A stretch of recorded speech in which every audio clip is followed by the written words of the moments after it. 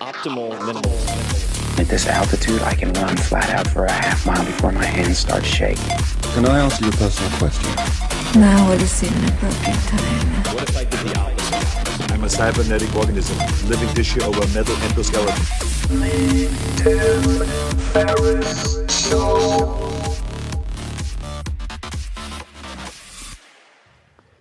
This episode is brought to you by 99designs.com, which is the largest online marketplace for graphic design, with more than 850,000 registered designers from all over the world who compete for your business. I've used them for years, and I've used them for some very big projects, like the book cover for The 4-Hour Body, which went on to become a #1 New York Times bestseller, translated into at least, I would say, 10, 15, 20 languages.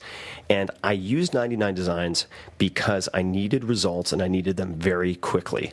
So here's how it works. You need a logo, a website, book cover, t-shirt, car wrap, whatever. You put a description on 99designs.com, then people submit designs, and in a week or less, you have an original design that you love, or you get 100% of your money back.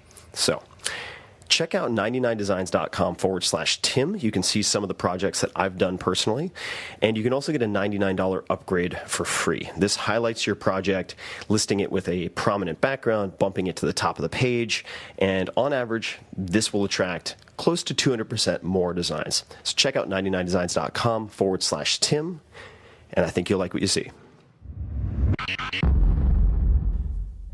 Hello, ladies and gentlemen, boys and girls. This is a very exhausted Tim Ferriss, and welcome to the Tim Ferriss Show. So glad to have you. You know, I am one tired son of a bitch right now, and I couldn't be happier about it because I've been flying around the country doing various experiments, and I had the opportunity to go to Palm Beach, Florida, to sit at the home of Tony Robbins and ask him just about everything I've ever wanted to ask him. And this is a very special interview for me. This is the interview, the conversation I've wanted to have for 15 years. And now that I'm back in SF, gathering myself, drinking some what appears to be Laughing Coyote tea. I have no idea what's in it. Could be all sorts of drugs, psilocybin. And I'm thrilled to be putting this out there for you because Tony is a fascinating character. For those of you who don't know him, he has consulted or advised leaders including Nelson Mandela, Mikhail Gorbachev, Margaret Thatcher, and Mother Teresa. He has consulted members of 2 royal families, the U.S. Congress, U.S. Army, U.S. Marines, 3 U.S. presidents, including Clinton, and other celebrity clients would include names you know, like Serena Williams, Andre Agassi, Greg Norman, of course, the golf legend, Leonardo DiCaprio, and Oprah Winfrey, who calls him superhuman. The stat that always just sends my head spinning is that Tony has developed and produced 5 award-winning infomercials. That's, of course, how a lot of people came to know of him. And these infomercials have continuously aired on average every 30 minutes, 24 hours a day, somewhere in North America since, check it out, April 1989. It's just Tony TV out there, 24/7. Insanity. This particular conversation is broken into basically 3 parts. The first third of our very long conversation involves me asking him the questions I've always been dying to ask him ever since I first was exposed to his material. And I explain a lot of the background, which is kind of hilarious when we get started. The second third and the third would, and of course, along the way we talk about his daily routines, the types of questions that he asks world-class performers, and so on. The latter portions of this focus on what Tony has been researching and really teasing apart and analyzing for the last, several decades, but especially the last 4 years. And that is, how do you master the game of money? Why is there so much financial illiteracy? And how do you stack the deck so that you can win? Because there's a lot of hijinks and there's a lot of nonsense out there. How do you actually invest? What do you do with your money? And it's a huge topic, but he has interviewed and in fact coached some of the most unbelievable minds in the world of finance and investing. I couldn't believe the list, including people like Paul Tudor Jones, Ray Dalio, who's, of course, a whiz in the world of hedge funds. And the list is unbelievable. Carl Icahn, David Swenson, who turned $1 billion into, I think, $23 billion for Yale. Some curious characters like Mark Dr. Doom Faber, Sir John Templeton, Kyle Bass, who became very, very famous for, in effect, predicting and shorting the subprime crisis, or at least he made his fortune, one of his fortunes, in seeing that through the looking glass. These are the Navy SEALs, the top of the top, and he has been able to ask them just about everything that you would want to ask them. And a lot of what Tony's going to say is controversial or counterintuitive. No doubt you'll disagree with some of what he says, but I guarantee you, even if you don't care about investing, or you think you don't care about investing, and by the way, if you've decided not to think about investing, that is a decision in investing. I guarantee that if you listen to this entire conversation, which I plan to listen to over and over again, it has a lot of information, that you will take away at least one or two things from Tony that lead you to say, holy shit, I've never looked at that aspect of my life that way. And it'll turn things upside down, and you will walk away with a completely different lens through which you can look at how you're living, how you're handling your business. And I think you will find tremendous value from this single interview. So I will leave it at that. I don't want to oversell it. I will say that for me, Tony can be an intimidating guy just in sheer size. He's a big dude, and he can actually palm my entire face. And we have a photograph of that I'll share, but I get into that in the interview. He's also a very seasoned pro, and I have a lot of respect for him. So it takes me 5 or 10 minutes, I'd say, let's just say 10 minutes, to find my feet in this interview. When we hit our stride, then all sorts of gems come out. And there's a lot of good material in the beginning, but give it some time. Be patient. Listen to this whole thing. It is worth your time. So without further ado, I think I've had too much Laughing Coyote tea. Here's Tony Robbins. All right, ladies and gentlemen, this is Tim Ferriss. Welcome to another episode of The Tim Ferriss Show. I have a very exciting episode for you and a very exciting guest, Mr. Tony Robbins. Tony, thank you for having me in your home, of all places. I'm glad to be home. That's a rare thing. Much less to have you here. Grateful to have you here as well. And we have many different topics. I have many different questions I'd love to delve into. Of course, I, perhaps unbeknownst to a lot of my fans, have a long history with Tony Robbins, but not in person. This is the first. And for those of you who don't know some of the background, when I first graduated from school and moved to Silicon Valley to chase the billions that seemed just that were being handed out in 99, They were in 1999. In 1999, they were in a way. And I was driving a hand-me-down, beat-up green minivan from my mom. The seats got stolen from inside, or at least the back, so all my coworkers started harassing me and calling it the molester-mobile. And the job, the company, didn't seem to be a long-term fit for me. And when I was on a road trip at one point, I bought Personal Power. It may have been Personal Power 2. Yes. And I started listening to it to and from work on my commute, which is terrible for those who don't know the Bay Area. If you're on 101 between San Jose and SF, it's horrible. And ultimately, that was one of the catalysts for me starting my first company. So, wow. I'm really touched. Knowing all that you've done, that really touches me completely, because you've been an inspiring character to me. Oh. Not the 4-hour work week, because I'm looking for the 4-hour sleep week at this stage. I'd like to be able to pull that one off. But really, I think the way you attack subjects, and that's what you do. You don't look at them. You go after mastery of them. And the way you experiment and the way you constantly dig underneath to find the organizing principles. I feel a kinship with you. We're in different stages of life and things like that, but I have enormous respect for you. And I don't feel that way about everybody. I like everybody, but I don't respect everybody. You deserve the respect because you go deep. Most people are really, they're surface level in what they do. So Excited to chat with you and see what can come out of this conversation. Thank you, for sure. And I have, of course, a bunch of self-interested questions that I think will also be interesting to other folks, hopefully. But what's always impressed me about your entire career and the results that you've achieved is how far you've been able to take it in terms of working with, say, the top 1% of performers in the world. And I read in your new book, which everyone should take a look at. We'll be delving into it a lot more as we progress in the interview. But there was a quote from Mr. Benioff, Salesforce, who credits you with effectively, if there were no Tony Robbins, there would be no Salesforce.com. That's a pretty big claim to make. I don't think he might have told me exaggerated, but he kind of walked me through, because it started very much like you, him on the freeway in Silicon Valley every day listening. And you get these, you're able to reach such a high caliber of individual when you meet with such people, whether they're presidents, athletes like Serena Williams, Agassi, actors like Hugh Jackman, whoever it might be. Benioff's quote was, Tony said to me that the quality of my life was the quality of my questions. So what I would be curious to know is, when you meet with these top performers, where do you start? What are the questions that you ask them? Well, I ask questions before I meet them. The question I want to ask before I meet them is, who are they? What are they made of? What are they after? What's preventing them from getting it? Where are their wounds? What is their deepest pride? Not in a negative way, like what are they proud of? Try to find as much as I can in advance so that I can be really effective and efficient when I meet them.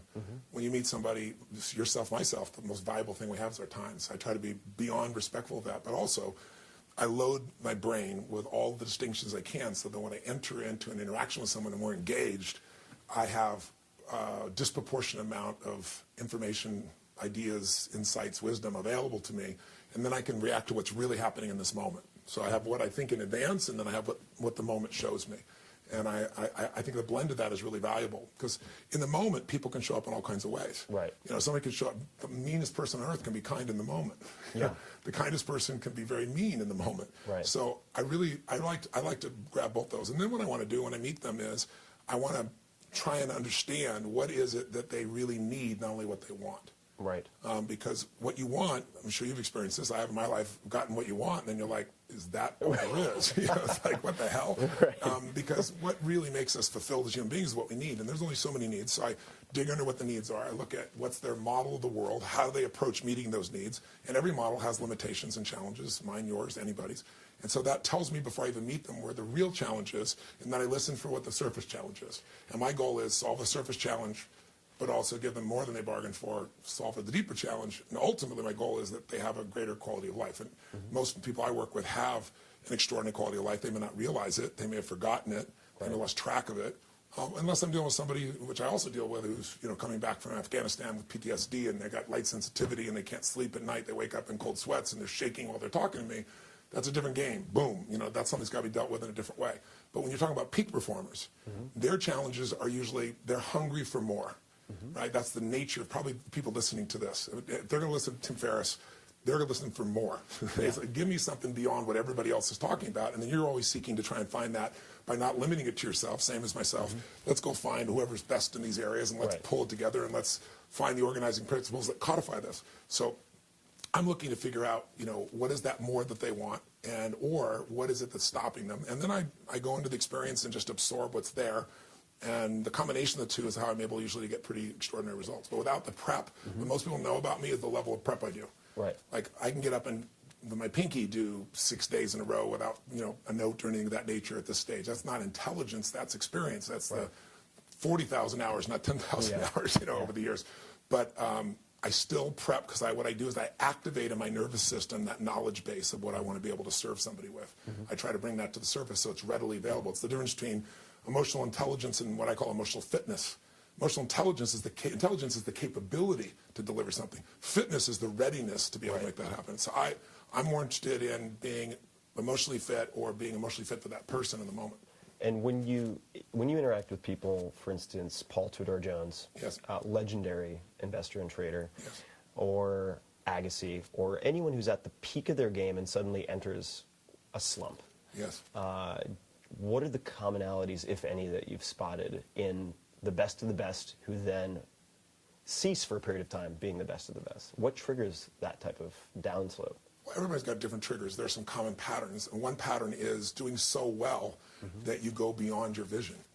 And, it's the astronaut syndrome. What do you do when you're 31 years old, you flew to the top of the mountain, you've been on top, literally looked back at the earth and saw that picture we've all seen photographed, come back, shake the president's hand, have the ticker tape parade, and, okay, now what do you do with the rest of your life? Right. And so most of those astronauts, if you know their histories, they went through some really tough times. Some were alcoholics, some got addicted to prescription drugs. And so, in some cases, that's why I enter people's worlds, is they've done so well. They've called the market, almost hour by hour, a week in advance, and they made more money in a day than most people have ever dreamed of when everybody else lost their shirt. Right. And everybody's want to know what to do. Okay, I've done that. Now what do I do after I've called the market during the worst day in history? Most people lose momentum then, or they get distracted, because it's like, we need something to go for. We all need what I call a compelling future, something that will get us up early and keep us up late and excite us, at least the nature of a high performer. And if you don't have that, life feels very dead for those people. And so, you President of the United States, I remember Bill Clinton saying to me, I was with him in Aspen, and I was there at a fundraiser, and he asked me to come visit him, and then he threw me in the car and said, come down the hill with me. It was one of those serene moments, and the lights are flashing. We come down Red Mountain in Aspen, if you know the area.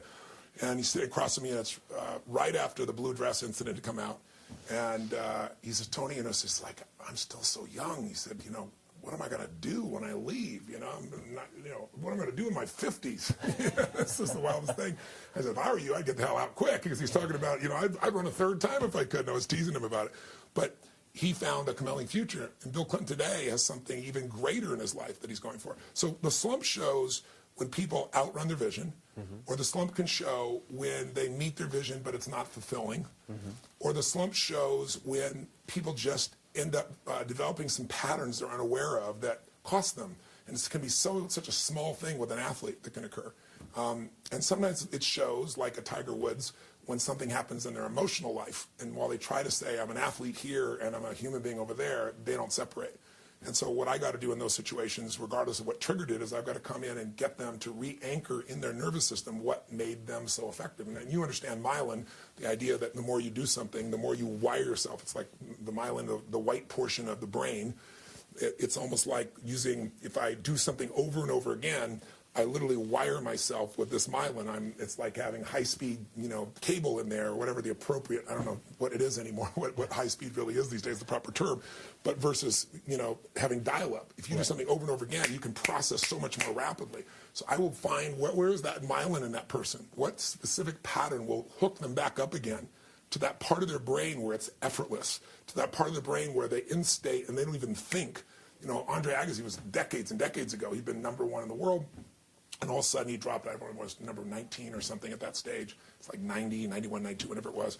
And nothing worked. And nothing worked because he kept working on his swing, and he kept working on his wrist. And he was really upset with his father, who was his coach. Yeah. There was all these dynamics going nobody wants to talk about. He was actually to the point that he shared later on that he was thinking about quitting, playing the game. This is really early in his career. And, he's gotten injured. And Andre was very frustrated. And Brooke Shields brought him to me. They were just dating at that time. And he said, I don't need positive thinking. And he said, you know what? Tony's not positive thinking. He's going to show you these strategies. So he comes to me. I sit down with him. And I said, Andre, he's telling me about how he's doing this. I said, think of a time you hit the tennis ball perfectly. I said, don't think about it. Go to it. I got him in state, got him kind of in that place where the myelin's being fired off. And then I said to him, okay, you feel that? You feel that? Yeah. I said, were you thinking about your wrist? He says, no. I said, then how the hell would you think you would ever get back to that peak form of focusing on your wrist, right? So I've got to get them back into the pattern that made it work. And then oftentimes I've got to help them resolve some other issue that's distracting them, that is something else in their life that's pulling them apart from peak performance. His story is an amazing one. Open, the autobiography, is one of the best I've ever read. That's wild. It's such a fantastic book. So looking at the longevity of your career, the scope and scale of the Tony Robbins empire, so to speak, your endurance has really impressed me. And so I'm wondering, after these decades, what are some of your daily routines? For instance, what do you typically eat for breakfast, if it's up to you? Yeah, I have salad and fish. It's like standard. I'm boring as hell, because I just know it's fuel. Yeah. Before I met my wife, we've been together for more than 15 years, I was completely anal. I was like, I hadn't had chocolate, I hadn't had ice cream in like 15 years, right? It was just crazy. And then she came into my life, and I'll never forget, I thought, God, this woman's incredible. She's a phlebotomist, you know, she does the blood, she's an acupuncturist, she's a nutritionist. We're having these green drinks, and we had this lunch, and afterwards she ordered a hot fudge sundae, and I thought, what in the hell are you doing? She goes, living, you bastard. You know? So she loosened my ass up just a bit, which was great, because I loved her. So you know, she calls it zigging and zagging. We zig, zig, zig, and then she zags, or we zag. And when I was first with her, I was like, you're zagging. We were traveling through Europe, you know, Rome and Italy and you know, various parts of France, south of France. And I was like, you know, you seem to be zagging every day. And she goes, well, I'm on vacation. And then later on, we were traveling. I said, you know, the problem is we're always traveling, so you're always on vacation. But she's fit as hell, in great shape. But I'm fish and salad. I'm a you know, high greens, you know, protein type of guy, very low carbs. But my regimen is I start with something to strengthen and jolt my nervous system every freaking day. I will sometimes ease into it. I'll go in the hot pools, and you know, I'm fortunate enough to have multiple homes. My home in Sun Valley, I have natural hot pools that come out of the ground, just steaming hot. And I go in the hot pools, and then I go there in the river. Here, I go in a 57-degree, you know, plunge pool that I have, and I have one every home I have. Every this one will in be Fiji. Immediately upon waking up. Waking up. It's just like boom, every cell in my body wakes up, and it's just like training my nervous system to rock. That there is no, I don't give a shit how you feel. This is how you perform. This is what you do. Even when I'm taking vacation, I do it. It's just, I don't know. Now I like it. I like that simple discipline that reminds me the level of strength and intensity that's available at any moment. Even if I'm relaxing, I can bring that up at will. It's Mylan. Right. I also have a cryotherapy unit in all my homes. Have you tried cryotherapy? I haven't. You know what it is? Maybe you could elaborate. I mean, I can put the two words together and probably guess. Oh my God! With all that you do, you're going to love this. I'm surprised. I'm glad I'm teaching Tim Ferriss something for the first time. I've done ice baths. Oh, not the first time. Oh, ice baths suck. Ice baths suck. Trust me. I'm on stage in a weekend. I do my Unleashed Power Within program, 3 days. It's 50 hours. Yeah. You've never been to an event. You got to come as my guest to an event sometime. I would love to. But I'm going to give you an idea. People won't sit for a 3-hour movie that somebody spent $300 million on, and I got like Usher or Oprah going on, you know, Tony, I love you, but 2 hours most I can do. And 12 hours later, you know, Oprah's standing on a chair going, this is the most incredible experience of my life on camera. And Usher's like, dude, I'm in for all 3 days. But for me, one of those days alone, I wear an odometer and I'm Fitbit, and it's 26.5 miles on average. Wow. We start at 8:30 in the morning. I finish at 1:30 or 2. There's one hour break. People can vote with their feet. No one leaves. You know, there's on average 20 minutes of just crazy ass standing ovations, music, stuff that happens at the end because people are just, it's like a rock concert. It's so much fun. But the wear and tear of doing, you know, basically marathon after marathon after marathon on the weekend, back to back, it's pretty intense. And so over the years, it's like the inflammation in my body, the demands, I've had to do everything I can to reduce it. Nothing has come close to cryotherapy. Cryotherapy was developed in Poland and Eastern Germany and the Eastern Bloc countries. And what it does is it uses nitrogen, so there's no water. And unlike an ice bath, what you do, you know, you get spasms, and you got to do them still, right? If you're a boxer, you're a runner, you're an athlete, which is what I would do before. Hated them.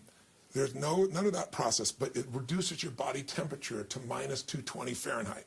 And you do it 3 minutes, and it's mind-boggling. In fact, I have one here, and I'll throw you in at the end if you want. I would love to. That'd be great. So I have a unit here. I'll do it for you. But what it does is, and I do it about 3 times a week usually. And when I come back from an event, I do it, you know, a couple days in a row. And what it does is it takes all the inflammation out of your body, and you know what inflammation does to every aspect of the body in the breakdown. But it also, it sends emergency signals to your brain. It's like resetting your neurological system. Because your brain's going, you're going to freeze to death. It sounds horrific. It really isn't. You'll find out it's not that painful. Going in my cold plunge at 57 degrees feels more jolting than this does, even though it's colder, because, you know, the fluid of water versus the nitrogen around you is different. Right, the connectivity. The connectivity, exactly right. And so, but what happens is your nervous system gets a signal, so it's like everything in your body connects, because it's like emergency. Every part, it's a reset of your nervous system. You get an explosion of endorphins in your body, which is really cool. So you get this natural high. You feel this physiological transformation, and you get the reduction of inflammation. What it was used for originally is for people with arthritis, and I found my first one because my mother-in-law was calling up, and she was just crying in pain, and no medication was enough for her, and I hate somebody medicated anyway. And so I started doing all this research, and it just started to come to the U.S. And now the LA Lakers, most football teams, it's spreading like wildfire amongst the sports teams. And so that's where it took off. So I went and got her one, and I mean, it took her, I think, 3 sessions, and she's out of pain. And now there's not a day she's in pain. Now, most people can't afford to go buy a unit, but there are local places now that are popping up all over the United States where athletes go, where people go for rejuvenation. It's amazing for the skin. But it's one of the great things. I got it for her, so I got it for me, and then now I'm addicted, so I've got one every, and in 3 minutes. What type of unit, do you know the actual model or the brand that you use? Yeah, there's 2 of them, the best out there. It's, was it Java? Junka, Junka, I think it is. I'll get it for you when we go downstairs. And I'll put it in the show notes for those of you who if anybody wants to do it. But also, like, if you're in LA, there's a place there on, I'll give it to you and put it in your notes, a couple of the locations there. There's some great guys. I'm getting another unit. This is brand new home. So, and I'm building an additional guest house and additional size gym and so forth. I'm getting a unit, though, that's better. This one just goes up to your neck. But I'm getting one that encloses you a full room.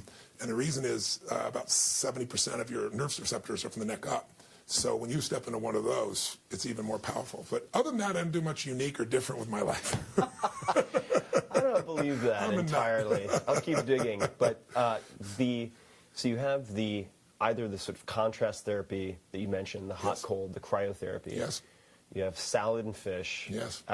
How far after, so what is, if you were to kind of spec out the first hour of your day? Well, the first every day, I do the water, I take in the environment, and then the first thing I do before I do anything else in my day is I do what I call priming. And priming to me is different than meditating. I'm never really a meditator per se. I know the value of it. But the idea for me of sitting still and having no thoughts just didn't really work out for me. It was just a pain in the ass. And I just thought it's not natural, right? It's like that's where it works. But when I'm in nature, I feel that form of meditation. When I stand on stage and someone stands up and my brain, it's done. I don't even know what it is, but person's suicidal. I've never lost a suicide, for example, in 37 years. Knock on wood, doesn't mean I won't someday, but I never have out of thousands, and we followed up with them. So it's like there's something that comes through me, and it's quite meditative. It's like I experience it as a witness, afterwards. It's one of the most beautiful gifts in my life.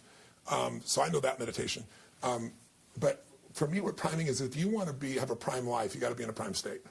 And weeds grow automatically. I don't give a damn what it is. My teacher, Jim Rohn, used to say that. And so what I do is I get up and I do a very simple process. I do an explosive change in my physiology. I've done the water already, right? Cold, hot.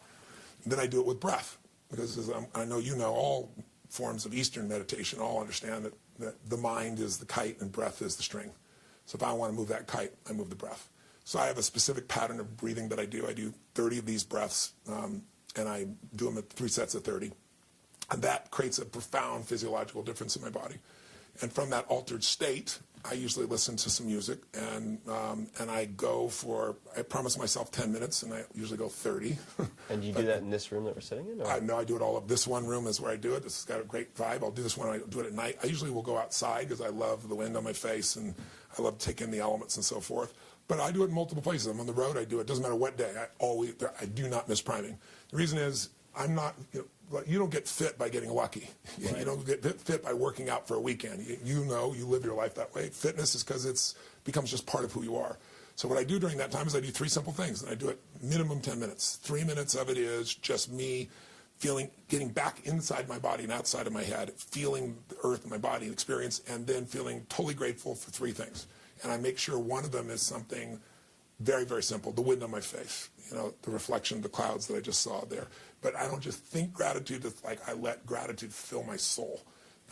Because when you're grateful, as we all know, there's no anger. It's possibly angry and grateful simultaneously. When you're grateful, there is no fear. You can't be fearful and grateful simultaneously. So I think it is one of the most important power emotions of life. And also, to me, there's nothing worse than an angry rich man or woman, someone who's got everything and they're pissed off. I want to surprisingly high number, though. Yeah, it is, because they develop a life that's based on expectation instead of appreciation. Agreed. And I tell people, you want to change your life, fast thing, trade your expectation for appreciation, and you have a whole new life. So every day I anchor that in, and I do it very deeply and emotionally. Then the second 3 minutes I do is a total focus on feeling presence of God, if you will, however you want to language that for yourself. But this inner presence coming in and feeling that heals everything in my body, my mind, my emotions, my relationships, and my finances. I see it as solving anything that needs to be solved. I experience the strengthening of my gratitude, of my joy, of my strength, of my conviction, of my passion, and I just let those things happen spontaneously. And then I focus on celebration and then service, because my whole life is about service. That's what makes me feel alive. So I flood myself with that, with a breathing pattern that I take that does the opposite. It takes the breath down through my body and back up again. And then the last 3 minutes are me focusing on 3 things I'm going to make happen, my 3 to thrive. And I have some big things that I'll do, and sometimes I'll do things that are smaller, but I see them, feel them, experience them. So it's a really simplistic process. It's 10 minutes. But I come out of it in my power. It doesn't matter if I had 2 hours sleep. I'm now ready. You know, it doesn't, and I do this even when I have no sleep. That's how committed I am. And as I say, I've always said, there's no excuse not to do 10 minutes. Right. If you don't have 10 minutes, you don't have a life. Right? And that's how I got myself to do it. And now that I've done it, 20 to 30 minutes is almost always what it is, because it actually feels extraordinary. And where can people learn more about the breathing pattern, or could you describe it briefly? I'm putting a link online because I just started to share this just recently, and I'll get it for you. I don't know what it's off the top of my head, but it'll be up shortly, I think, this week. Okay, awesome. Yeah. And I will also put that in the show notes, guys. So that's just 4hourworkweek.com/podcast, and you'll be able to find this episode. I have to ask, what type of music do you usually listen to? I have a variety, but for that meditation, I have one in particular, which is a oneness meditation that a friend of mine made it, who's from India, that I find really profound. It has no singing in it or things like that. It's just the sound of a vibration that's going on, and I just love it. But that's what I'm doing currently. In the past, over the years, I've used all kinds of different pieces of music, but I don't use modern music or pop music or rock music. I do that to work out, right. Rap. I don't know, it just feels weird to be doing rap while you're meditating. But again, what's different is I don't look at it as meditation, because I look at it as it's priming courage, love, joy. It's priming gratitude. It's priming strength. It's priming accomplishment. It's priming, when I'm doing my gratitude piece, I'm doing the circle of who's closest to me, and, circling that out to everybody I love and sending that energy and healing out to them as well. So to me, that's, if you want prime time life, you got to prime daily. Well, I like the term priming also, because I think that most people who struggle with meditation or even attempt to use meditation are utilizing it for that purpose. They're doing it first in the morning. And, when he said, if you don't have 10 minutes, you don't have a life, it reminded me of something that Russell Simmons said to me, which was, if you don't have 30 minutes to meditate, you need 3 hours. And I don't always do 30 minutes, but I do meditate in the morning. And it's been a very consistent pattern through among all of the people that I've interviewed so far on the podcast. Really? Practically 100%. Wow, that's wonderful. And, of course, we'll get to Ray Dalio, but also a very avid meditator. He's coming with me to India in a couple weeks. Well, that'll be an amazing trip, I'm sure. For a week of this experience. Oh, amazing. Yeah. When people hear the name Tony Robbins, I think many different people have different assumptions or images in their heads. What are the biggest misconceptions, or the biggest misconception about you? Oh my God, there's so many, right? Depends on who you talk to. When you've been in the culture at any level for any period of time, people put their projections out to what you are. And then also, I didn't help myself. I did infomercials for quite a period of time. But, I didn't want to do infomercials. It was just, I had these insights and skill sets, and I didn't have it. If I was a great singer, which I'm clearly not, there was a distribution channel, right? I could do that. And if I wasn't bullshitting myself, I could rock the world. But in my world, it was write a book, which most people don't read, go do some speeches. So I looked around and saw these silly-ass infomercials, and I said, these guys are a disaster. Tommy Vu, come be on my boat and watch me get these women, and I'm rich. And I'm like, oh, my God, it's disgusting. So I thought, if you really did something that was real, and the kind of people I reach, I don't have to pay for endorsements. They'll do it. Maybe people start to understand this is real, and maybe it'll help me reach people. And it did. It got me Bill Clinton. It got me Princess Diana. It got me a pretty amazing group of people at that stage. But also, you're known by the company you keep. So when you're between spray-on hair and, whatever, fake diamonds, then you're seen as that. And also, I talk fast. I'm a passionate son of a bitch. And so I'm not talking fast because I'm trying to sell something. I'm talking fast because my brain functions at that speed, right? That's how my brain goes. Slowing it down is just so boring to me. The faster I go, the stronger my brain becomes, the quicker I can come to solutions. So, when I'm most excited and want to serve people, it speeds up. So that helps when you've got a room of people where you can move and modulate that energy.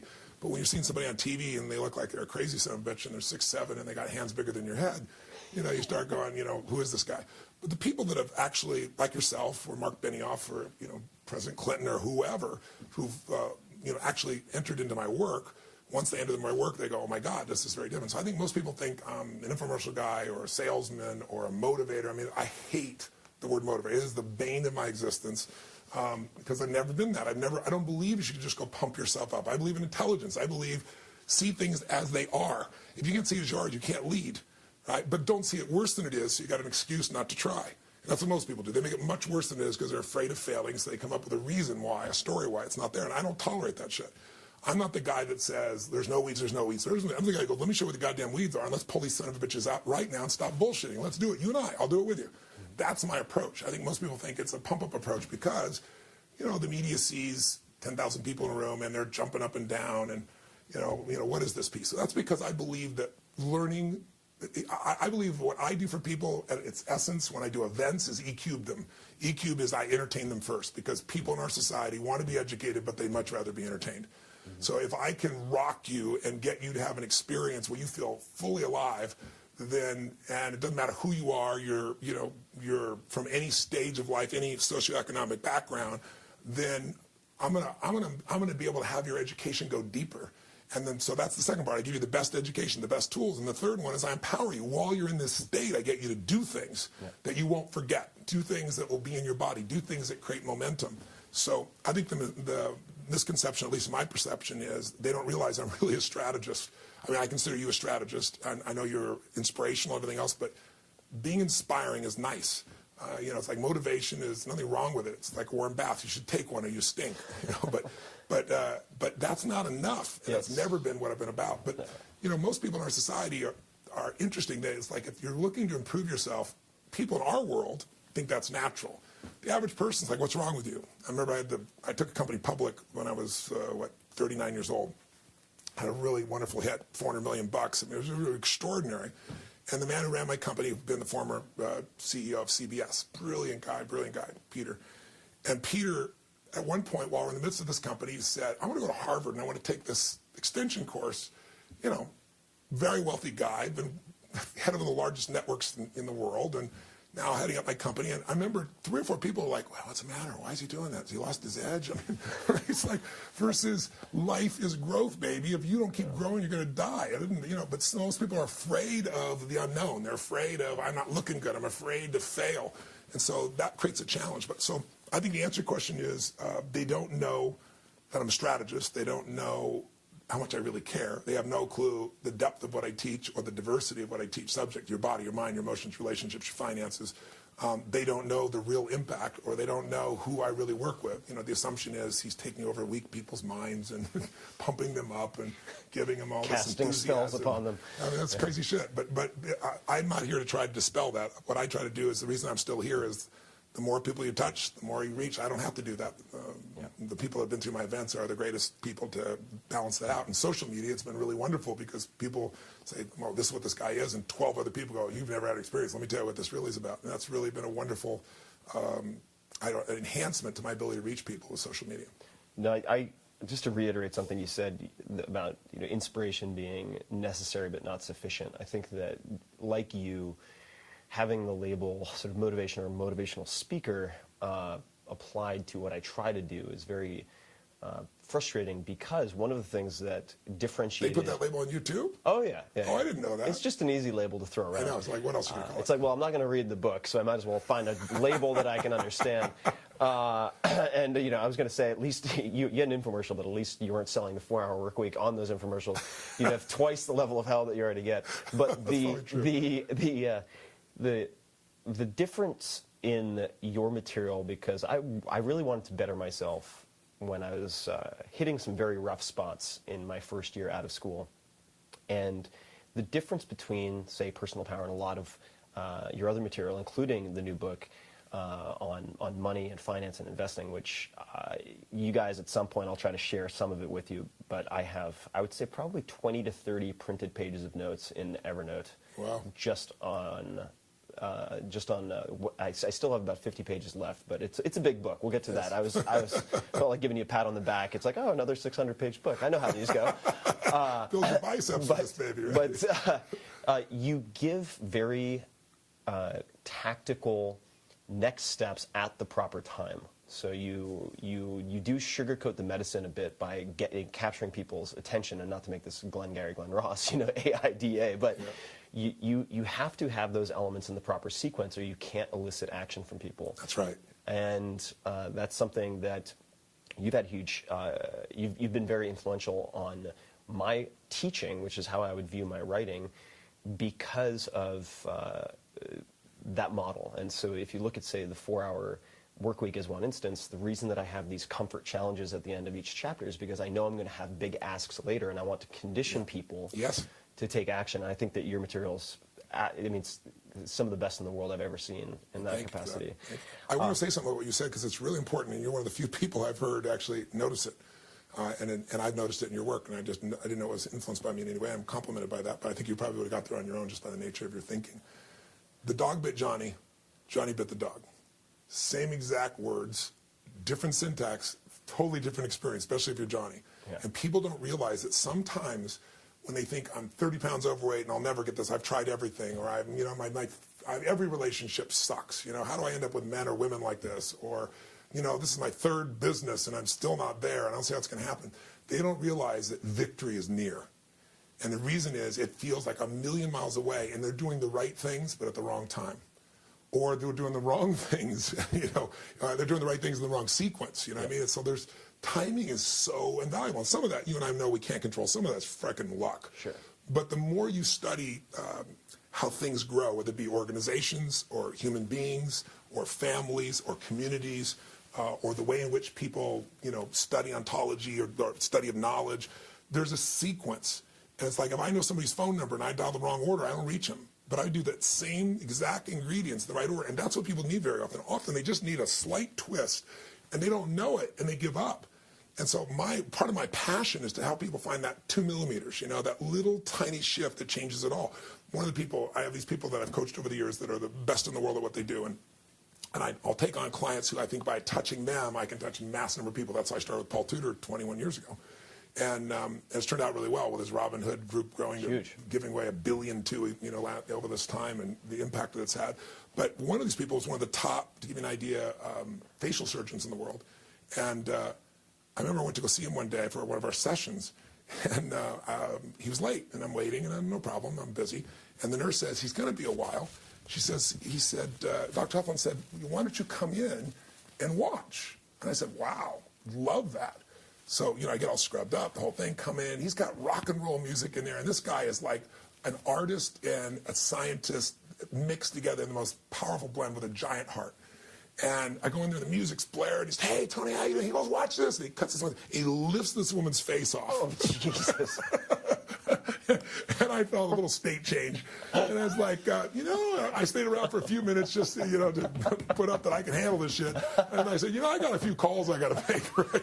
Got the hell out of there.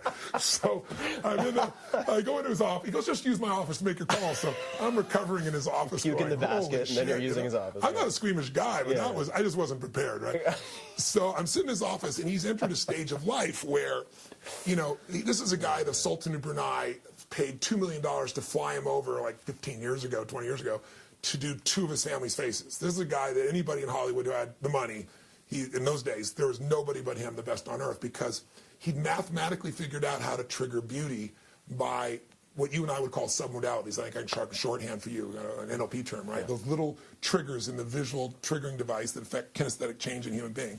And so I'm sitting at his desk, and he's got this manuscript. So I'm curious, the manuscript he's working on, and he wants to finally teach other surgeons because he's so old, he doesn't want it just himself anymore. He wants his material not to die. And he's got maybe 150 pictures of the most beautiful women in the world in the last 20 years, across culturally around the world, stars, movie stars, different countries. Then he's got the same thing for men. And then he's got all these drawings, and he showed that, this is ironic, he goes through and he shows that he makes no more than 7 changes ever. And the biggest change he makes is 2 millimeters. Huh. And yet, I saw an 84-year-old woman that looked like she was in her early 50s and gorgeous, and that's all the changes he made on her. I'm telling you, it's mind-boggling. Like, for example, he knows that the measurement of the pupil of a woman's eye, if you measure that size, and you measure the distance below your nose to the top of a woman's lip, this is only for a woman, if that measurement is smaller than the pupil of their eye, men, when they look at this woman's face, are driven and sexually attracted to her. If it's the same size of pupil, there's attraction. If it's just 2 millimeters more, she has an average face. If it's more than 2 millimeters more, Her face is what he calls butt-ass ugly. That was a technical term used at that point. Right? but so when I tell women this, they start measuring their eye. And so he makes this little change, and it creates that puckered feeling that men don't even know why. It's instinctive. It's just a triggering device that's instinctual. So he knows the 7, he knows the 2 millimeters. And it's like you take somebody 84, 50 and looking pretty damn hot, maybe not to a 20-year-old, but a 30 or 40 or 50-year-old certainly. It's mind-boggling. So I've always learned, it's like golf, right? 2 millimeters, the difference between, shanking way over here or putting it on the green. So that's the whole thing. Victory is near, but you've got to know that very often syntax is all that has to change. There's nothing wrong with you. There's nothing wrong with the core ingredients. Got to sequence it differently. Yeah. So you mentioned a few things. The first is that hand bigger than someone's head or face. I think that for everyone listening, at some point I would like to see if you can actually palm my face, and I'll put that out on social media because I'm pretty sure that you can, and I'm sure everybody would love to see. There are probably a lot of people listening who don't like me very much and would like to palm my face, so Tony will step in for you later. I'd love for you to mention a little bit about the new book, and just sort of a very basic overview, and then I have a bunch of specific questions, because this is the first book in 20 years? 20 years. 20 years. Yeah. And I've read pretty much everything that you've put out that I'm aware of. Yes. And I guess part of me thought a few things when I saw that this book was related to money, and also referring to it as a game in some ways. I thought, number one, what hasn't already been said? There's so many books. That's what the publishers There's so many books on money. And I think that perhaps undeservedly so, I feel like I understand a lot as it relates to investing in money. And I've read David Swensen. I've read about his allocations. I've read the annual letters of Warren Buffett. I read the letters to shareholders from people like Howard Marks or other hedge fund managers. I know some of those guys. So I saw a couple of names pop up that I recognized. And and you said in the very beginning of the book, and this is I've tried to do stuff like this in the past, so I realize how hard it is. You're trying to write a book that the neophyte, someone who's never taken their finances seriously, will derive a lot of value from, and yet at the same time you say even very sophisticated investors will be able to get a lot out of this book. And I thought to myself, oh boy, this is really talking a big game. Yeah. And the interviews at the end of the book alone are worth magnitudes of order more than the book itself. I mean, you've got Bogle, you've got Ray Dalio, who runs I believe it's still largest hedge fund in the world. Largest mutual fund with Bogle, largest hedge fund with Ray Dalio. Carl Icahn, who's, Time Magazine put him on the cover as master of the universe. This guy that sends out one tweet and Apple goes up 17 billion in an hour, right? It's up 50%. He was out doing it again today. I don't know if you saw. Carl's quite a character. Two things. One, commenting what you said. That's the challenge I love. When I do my business mastery programs, I bring people in from usually somewhere between 15 and 30 countries. I translate 4 or 5 languages. They're different financial systems. But business, the psychology and the strategies of business, it's a worldwide game. Yeah. And so I bring people in there that are brand new. They come in like just starting a business, and you got people in there like HomeX, largest home builder in Mexico, is one of my events, $1 billion business, and they credit me with $750 million in increase in 2 years, almost doubling their business.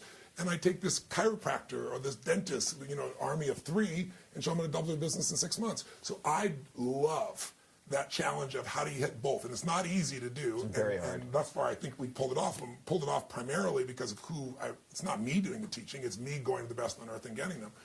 Simon Schuster told me the same thing. People say, "Why didn't you write a book in 20 years? What the hell have you been doing?" Well, about every 4 days I'm on an airplane. I see 250,000 people a year in 15 countries. That's what the hell I'm doing.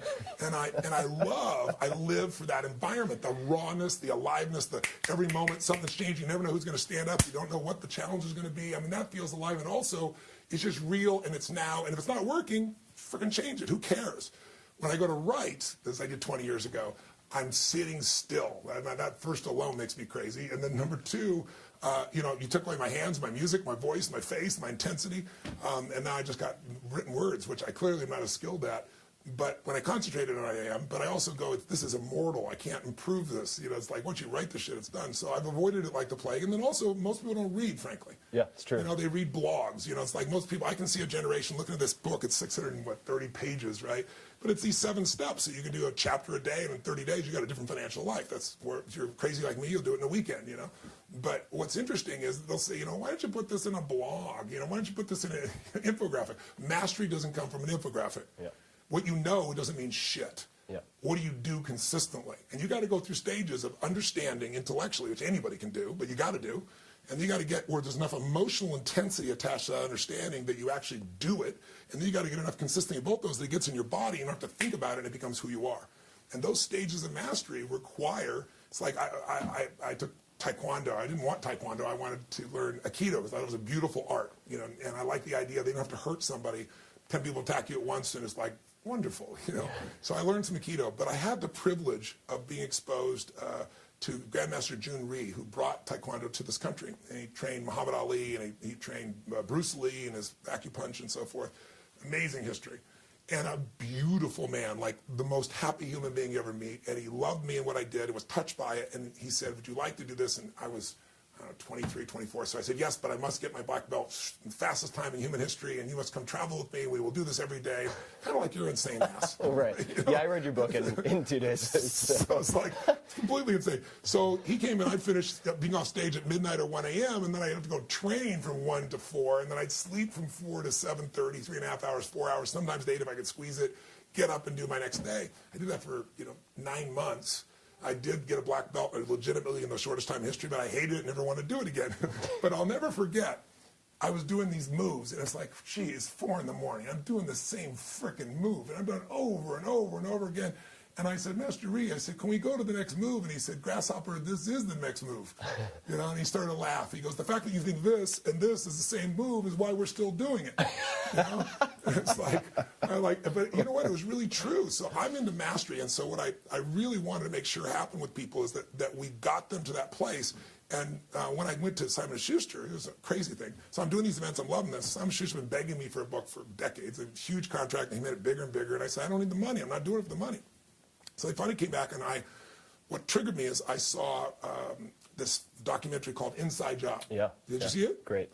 Yeah, Matt Damon did the audio on it, and it won all kinds of awards. But what's happened, if you didn't see it, I really recommend you see it, but I do want to prepare you. At the end, you're either extremely pissed off or you're really depressed, depending upon your personality. And I was pissed off because they show how a small number of people basically put the entire economic world at risk. And when they put us near imploding, the punishment for that was to reward them by putting them in charge of the recovery, printing more money, and then taxing everybody else on earth and giving their money back. It's the greatest thievery that's happened in human history. And so I thought, this is making me angry because there's no solution.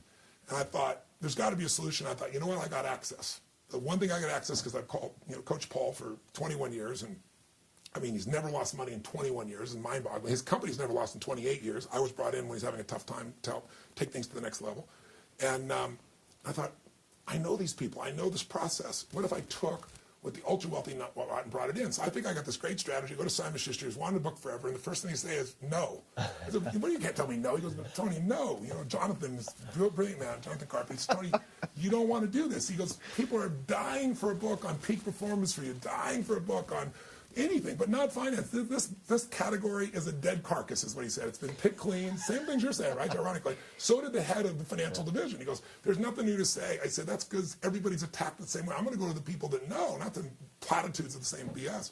He actually offered me a larger advance to not do a financial book. And I said, look, I'm not doing it for that. I'm in for this book. And so now he's really thrilled, which is really wonderful. In fact, the head of that division came back and said, I really thought the category's dead. I had the division. He goes, this is alive. So I'm real proud of it. But I think what's great about the book is there's not a word in there that's coming from me on the financial side. I don't tell you my opinion. Who gives a shit what my opinion is? I want to know what Ray Dalio's opinion is. I want to know what Jack Bogle's opinion is. I want to know what Carl Icahn's opinion is. I want to know what Mary Callahan Erdos, who's head of JP Morgan and manages $2.3 trillion with a T. I want to know her opinion. When it comes to the emotional and psychological side, yeah, that's been my baby for 36 years. Those opinions are clearly mine. I'll stand on them. So I'm real proud of what it is, and I think anybody who reads it will be touched. And I wrote it to empower readers of all types, but I also wrote it because I was thinking about a vehicle for righting another wrong, in my opinion. I think the system is clearly, guys, if you read Flyboys or you talk to Michael Lewis or anybody like him, they'll describe to you how high-frequency trading today is so extreme. We've all heard about it, but it's just so extreme. It takes 500 milliseconds for you to click on your E-Trade and say, I want to buy the stock of Apple. And you got guys that have spent $250 million to straighten the lines between Chicago and New York so they could save 1.4 milliseconds.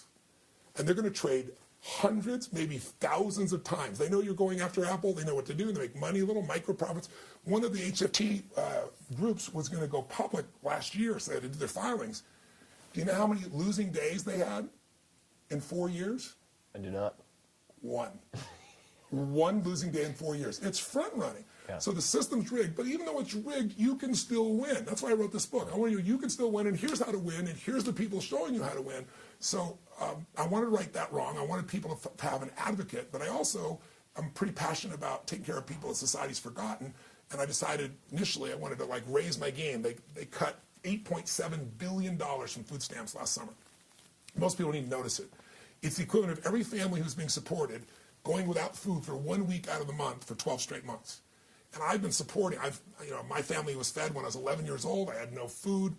This man came by and delivered a turkey and food, and he was just the delivery guy. It changed my life. It made me believe strangers care, so I cared about strangers. So I've been paying it forward, and I've fed 42 million people in 37 years. This year, I'm going to feed 50 million people. And myself personally, I started with I'm going to advance the book. I'm not going to wait and sell books and see how it goes. I'm just going to advance it all. Then I was like, well, I don't want to do 10 million. I want to do 20 million, then 30. So now I'm doing 50 million, and I'm getting matching funds. I have Feeding America delivering the food, and I'm getting matching funds targeting 100 million people this year alone. And then I'm putting a system in place to sustain that. So doing this book has been opening up doors to thinking larger, because when you're sitting with Carl Icahn, and he goes, yeah, I just closed the deal today. I made $2 billion, $2 billion the day I was there. After only 18 months of investment, where he put in, I forgot the number he started, it was a small number, in Netflix. Netflix, yeah. Right, he made it that day. And he's now putting all this money in Apple, and he does a little tweet, and 17 billion of value goes up right away. Or you're sitting with Kyle Bass, who took 30 million and turned it into 2 billion in 2 years in the middle of the subprime crisis. Good at the short game. He's telling me to do that. It's like, holy cow. I mean, I started learning things, so it changes the scale of your thinking. So anyway, I'm babbling here because what I want people to know is two things. Yes, I think this truly, if you give yourself the gift of this book, it's a category breaker, but it'll show you step by step, and I go from where you want to be. If you're highly advanced, you're going to learn out of the 55 plus, I say 50, but it's really 55 plus, Nobel laureates, self-made billionaires, hedge fund guys, biggest in the world. I put the 12 biggest in the book.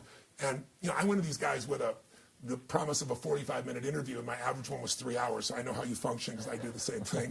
But what was really cool was, you get with Carl, and I get down with Carl, and the first thing he does is he throws the video crew out. It's like, Carl, what's the deal? I've never met him before. He's like, no, I said video crew, but I just changed my mind. Okay, how do we do the interview? Well, we'll do the audio. No, I don't want the audio. No audio? How am I going to do this interview? Just take your pencil and your pen. Get over here, and he said, I'll give you 10 minutes, right? And, now we're dear friends, and it's, 3 hours later, I'm out, pictures with he and his wife, and, and he's saying, you got a way to help change this world, and, and he endorses the book and supports it. So I want people to know that this has been a 4-year journey of going to the smartest people on earth and finding out the vast majority of them are incredibly genuine in wanting the average person to do well. They just didn't think there was anybody who could translate it. And when they saw that I could, and I could pitch and catch with them, because I do 18 hours of prep before I sit down with Ray Dalio, they were willing to share things that they've never shared before. And later on, maybe we can talk about what I learned from Ray Dalio, because it's pretty amazing. Oh, yeah. No, I do want to talk about Ray, and fascinating guy. I'm so fascinated with the entire world. Whether it's, and there's so many different breeds. This is something that I want to talk about. But you have, say, the Paul Tudor Jones. For those who probably haven't ever seen a very old film, I think it's available like bootleg VHS, called The Traitor. Yes. Is an amazing old documentary. Yes. You can find it, but you can see his style versus, say, the high frequency guys or a Renaissance. Yes. All PhDs, right? Outside of Wall Street. That's right. And then you have the Ray Dalio types, and but they all have things in common if you look. They all have different strategies. I mean, some are let's shake the tree of the corporate guys and make sure we get more value out of it, right? Right. Or Carl, and some guys are like Templeton. I got to interview him multiple times before he died. It's like wait for the bloodletting. No, blood in the streets. That's when you invest. Yeah. Blood in the streets, but it's like when maximum pessimism hits, that's when you make all your money. That's what he did. And then there's the guys like Bogle, which is it's the index baby, and these days even Warren Buffett, it's the index baby. So they all have different approaches. But what's in common, I think, is I'll tell you 4 things I saw that stood out. And one is overly simplistic, and that's why people don't pay attention to it, but these guys pay attention to it. They don't lose. Half the peak awakening is not losing, and they are obsessed. Every single one is obsessed at not losing money. I mean, a level of obsession that's mind-boggling. And it isn't just these investors, Sir Richard Branson, for example, people see Richard, and he's such an outgoing, playful, crazy guy. He's kind of an introvert in some areas, but when it comes to athletics and taking on challenges, he's out in the world. But, his first question in every business is what's the downside and how do you protect it? Right. Like when he did his piece with Virgin, I mean, that's a big risk. Going to start an airline? He went to Boeing and negotiated a deal that he could send the planes back if it didn't work out, and he wasn't liable. I mean, that's the level these guys think at. So they look to see, how do I not lose money first? Because the average person has no clue. If I lose 50% in 2008, well, guess what? You got to make 100% to get even, not 50%. Because your principal's gone down so much. So it's like people don't understand. You lose 60%, it's 200% to get even. Yeah. And so the average person, lives in a world where they try not to lose money, but they're not obsessed. These are obsessed. Second thing they all have in common, every single one of them is obsessed with asymmetrical risk reward, which is a big word. It simply means they're looking to use the least amount of risk to get the max amount of upside, and that's what they live for. So I'll give you an example. Paul Tudor, when I first went to do the turnaround, when Paul was having some challenging times, he'd broken his leg. Think about this. He did better than anybody in the history of the world during the biggest stock market drop in history, literally. And then he went to the mountain, he went to the moon, now what? And so lost a bit of the edge and, got involved in other things and so forth. And now he's got a broken leg, he's not going to the office, and I got to come in. So I had to go watch that film. That's the first thing I did. I went the white tennis shoes. I wanted to go see everything about him, study his physiology, the way he used to move, because this guy's not moving at all. What his face was like, how he breathed, tone of his voice, what were the physical strategies, what were the psychological strategies, what were the financial strategies. I got to go, to Druckenmiller and Soros. I mean, the work I got access to back then was unbelievable. See, what was he like then to put the plan together to do this turnaround? And when I started making those shifts in him, and you could see the shift happen immediately, it got really exciting. I got hooked on what was going to happen. So as I did this same process, basically, that's what I'm thinking about 2 things at once. I did the same process during these interviews. I didn't just look at the trading strategies. I looked at the psychology of what set it up. But here's what I found with Paul Tudor at the very beginning, getting back on track. When he was at his best, he made sure every single trade had what he called a 5-to-1. That means if he was going to risk $1, he wasn't about to risk it unless he was certain he was going to make 5. Now, you're not always right. So guess what? If I risk $1, make 5, and I'm wrong, I can risk another $1, I still make 4. I can be wrong 4 times out of 5 and still break even. Yep. Their secret is not that they're not wrong. It's they set themselves up where they risk small amounts for big rewards proportionally. Paul, if he's right 1 out of 3 times, he still makes 20%. So the average person risks $1 trying to make how much? $1.10. That's right, about $1.10. If I could get 10%, wow, my $1, right? If 20% would be unbelievable. How often can you be wrong? Not very often. No, not at all, right? You're in the hole. You're starting from the hole, and you got to build back up. So they're asymmetrical rewards. Like I was with Kyle Bass, and Kyle Bass risked, check this out, in the middle of the subprime crisis, he made $2 billion out of $30 million because he risked, for every 6 cents he risked, he had an upside of $1. Yeah. 6 cents for 100. Well, you could be wrong 15 times, and you're still okay in that area. I mean, he was brilliant to figure it out. He's a genius to figure it out, but that risk reward is why it is. He showed his kids. I said, how do I teach this to the average investor? And he said, well, you can teach them the way I taught my kids. And I said, how'd you do that? He goes, we bought nickels. I said, what do you mean you bought nickels? He said, well, I did research. I had this question. That's another thing that all these guys do. They ask a better question. We talked about, they get better answers, right? Better quality question, better quality answer. What's wrong with me? You'll come up with stuff. How do I make this happen no matter what? You'll come up with different answers.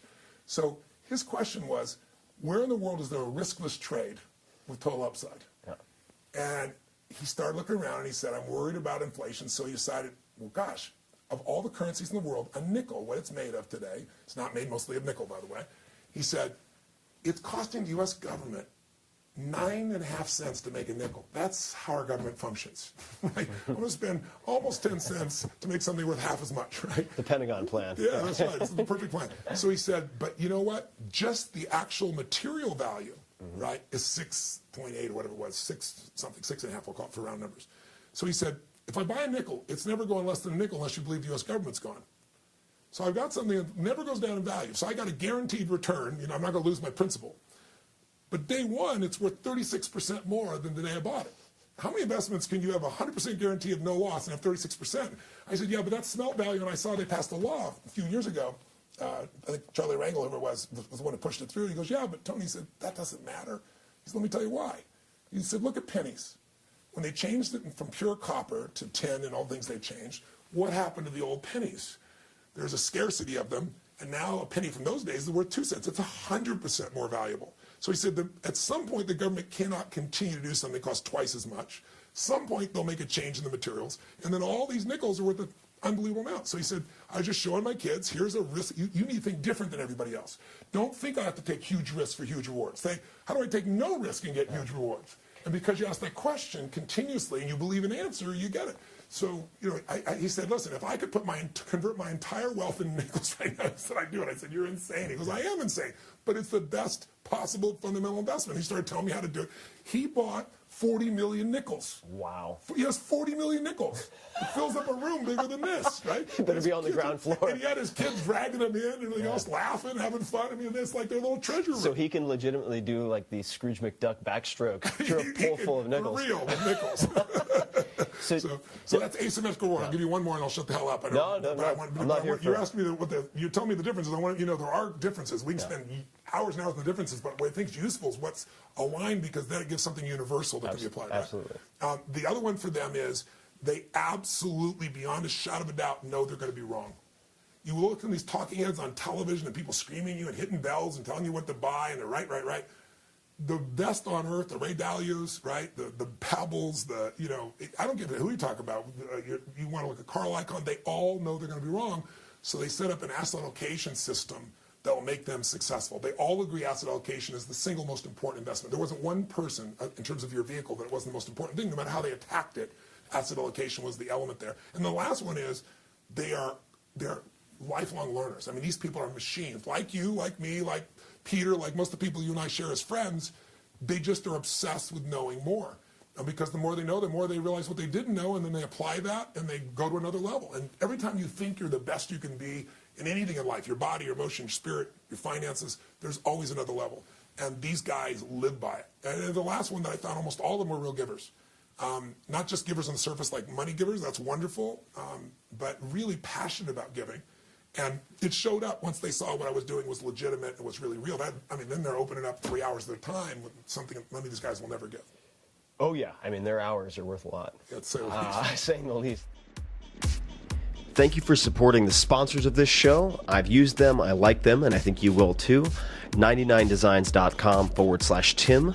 It's the world's largest marketplace of graphic designers. You can see the projects that I've put up, the competitions that I've spearheaded, including the book cover of the 4-Hour Body. And you can also get a $99 upgrade for free. So check it out at 99designs.com/Tim. Of course, you can subscribe to this show on iTunes. You can also find every other episode in the show notes, links from this episode at 4hourblog.com. That's FOURHOURBLOG.com, and just click on podcast. There's all sorts of other cool stuff, including my interactions with people like Warren Buffett, Mike Shinoda of Lincoln Park. The list goes on and on and on. And I would love your feedback. Let me know what you thought of this show, who you'd like to hear on the show next, and any other thoughts, really. You can find me at Twitter at @TFerriss. That's twitter.com/TFERRISS. And on Facebook at facebook.com/Tim Ferriss with 2 R's and 2 S's. Until next time, thank you for listening.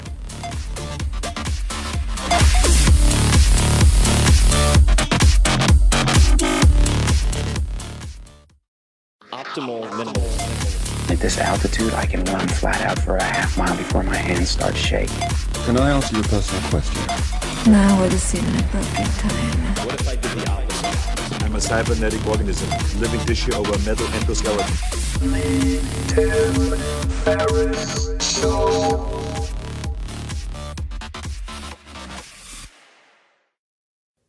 Well, hello there, my dear little munchkins. This is Tim Ferriss. I've had some caffeine since you last heard from me. What you're about to hear is part 2 of a multi-part conversation with Tony Robbins. To put it briefly, Tony Robbins is a performance strategist with clients including presidents like Bill Clinton, Mother Teresa, I'm not making this up, Andre Agassi, Leonardo DiCaprio, and Oprah Winfrey, who calls him superhuman. This guy is a force of nature. If you didn't catch the first part, you might want to do that before venturing in. But really, we jump around a lot, cover a lot of different topics. So if you don't mind your stories as more of a jigsaw puzzle, then by all means, keep on listening from this point on. This episode is brought to you by 99designs.com, the largest marketplace of graphic designers in the world. Here's how it works. You go to 99designs.com, I suggest /Tim for reasons I'll explain. And whether you need to create a logo, a website, a car wrap, a bumper sticker, whatever it might be, a t-shirt, you can put up what you need, a description. Then designers around the world compete for your business by submitting ideas and designs and so on. And in less than a week, you have an original design that you love or you get all your money back. And I have used 99 Designs for years, including for some very big projects like the book cover, or at least brainstorming book cover ideas for the 4-Hour Body, which went on to become a #1 New York Times bestseller and is in, a dozen plus languages and has sold a gajillion copies. So I have used it when time and money has been of the essence. It is a fantastic tool, and if you go to 99designs.com /Tim, you can actually see some of the campaigns, some of the competitions that I've run. So actual submissions for the book covers and things like that. You can also get a $99 upgrade for free, which gets you more submissions. So check it out, 99designs.com /Tim. And now, without further ado, please enjoy part 2, the final part of the Tim Ferriss Show with Tony Robbins. And to touch on a few things that you mentioned, for those people asking themselves, as I'm sure a lot of people would, how can I apply what these guys do to what I do? And I think that you present a number of observations articulated very, very well that most people will never be exposed to. For instance, number one, asset allocation does not mean choosing if you are going to be a stock picker or invest in an index fund for the S&P 500, because those are both, you're in one bucket right there. That's right. You're in a correlated class. That's right. And there's no diversification in that. Right. There's more to it. Well, there's diversification. There's maybe more companies, but it's all within the same asset class. Yeah. And the other thing is that there are ways to look at the problem that are not obvious right off the bat. For instance, you mentioned something that's so simple, but a lot of people miss. If you invest and you lose 50%, you have to now have 100% gain to get back to break even. Put another way, and this is also straight from the book, if you, let's just say, I think it was investing over, it was either 5 or 10 years, the exact number is in the book, and you'd invested in the stock market through a, let's just call it sort of off-the-shelf mutual fund that charges typical fees. Yeah. And the market moves up and down, up and down, up and down. At the end of that period of time, you're back at the same market levels. Yes. You would think if you put in 100 grand, you'd have 100 grand at the end of that period of time, and it ends up that you're 47% down, or something obscene. It's the idea of average rates of return. So if a lot of people look at what they've invested, and their broker or whoever represents them will show them the portfolio and go, well, look, you went up, you started here, you went up 50%, you went down 50, but you went up 50, you went down 50. So your average rate of return is 0. But if I put real dollars in there, $100,000, and you go up 50 or 150, you go down 50, you're at 75, you go up 50, oops, and then you go down, and you end up at $37,000 instead of $100,000 because your principal is moving up and down. So there are all these ways we could do it. The biggest lie, in the book, I walk you through 7 steps. So one of those steps is, frankly, you got to do what most of us guys, that probably people listening on your team already do, and that is you've got to become an investor. You've got to be an owner, not a consumer, right? And the way to do that, frankly, we all know, but very few people do, and that's you take a percentage, you lock it down, you never see it, it's automated, and you put it aside for investment, and that just occurs. And I show the people some of the tools that Nobel Prize winners have come up with. So if you say, I have no money, You can invest more for tomorrow by committing when you get a raise or your company gets the next level. You automatically have that percentage go there. So it's money you've never seen. It's not taking away money from you, so you're willing to commit to it, right? And there are ways to automate that. Yeah, totally automate, which is fantastic. So, they took a group of blue-collar workers who couldn't save more than 3%, and they showed in 12 years they had them up to 16% with absolutely no sense of loss. Because, they show this with example, behaviorists showed me that if you give a monkey an apple, they go crazy. And you give them 2 apples, and they go crazy. And if you take one of the 2 apples back, they're angry as hell. They still have the same first apple. Yeah. What happens is if you don't give them that second apple, but it gets invested for them, that changes your world. You don't feel a sense of loss. There's no drop, and yet you set yourself up saving 15, 16, 17% at a totally different world than 3 or nothing, obviously. Second piece, though, I got through that I brought this up for is you got to know. It's great to get in the game, but oh my God, don't get in the game till you understand the rules, till you're an insider. And so I go through the 9 biggest lies, and they're investment lies, they're Wall Street lies, however you want to call them, but they're marketed lies. There's a reason you believe them. Very heavily marketed. Very heavily marketed to the advantage, right? And one of those is this idea that they're going to beat the market. Now, here's the real facts. 96%, check it out, 96% of all mutual funds in a 10-year period will never even match the market. Now, you're paying a premium. You could have owned an index that cost you 20 basis points, right, at Vanguard, or 14 basis points, depending on what index you're dealing with. Instead, you're paying, they say, 1%. You ask people, it's just 1%. In reality, if you go through, Forbes has shown the average mutual fund, when you put all fees in, if you read the prospectus, and there's all these 21B, trading fee, all these things that they don't call fees very often, but they're money out of your pocket, the average is 3.1%. Now, when you do that, here's the problem. Number one, only 4%. What's your chance of picking the 4% of mutual funds that are going to succeed? If you go for Morningstar, you're screwed, because I can show you statistically, Morningstar's own statistics that show in a 10-year period, out of 250 people that made it to 5-star Morningstar, 4 are left. It doesn't work that way, right? So if you could pick the 4%, if you were magically able to do that, you could do all right, but the 4% is always changing. So your chances of picking the right mutual fund are 96% against you. And the average person's 401k at work, they don't know how to evaluate this. They try and pick it, so they're screwed. And then you get poor performance and you pay somewhere between 10 and 30 times more for the same investment you could have got for 10 to 30 times less. It's like the ultimate insult to injury, and you go, why does that matter? Well, first let me give you this. So people understand what 96% means. They're getting a 4% possible success rate. If you and I play blackjack, most people know how to play, right? 21. You get 2 face cards, that's worth 20 points. If your inner idiot says, hit me, right, when you got 2 face cards, you go 21, you have an 8% chance of success. You have a greater chance of success there than you did if you're going to find the right mutual fund. Now, what's your chance of success in getting financially free when, here's what's unbelievable. If I said to you, here's an investment I want you to try, Tim. Here's how it works. You put up all the money, you put up all the risk, and I will put up no money, and I put up no risk. And if you win, I get up to 60% of your entire growth of what you have over the lifetime of your investing.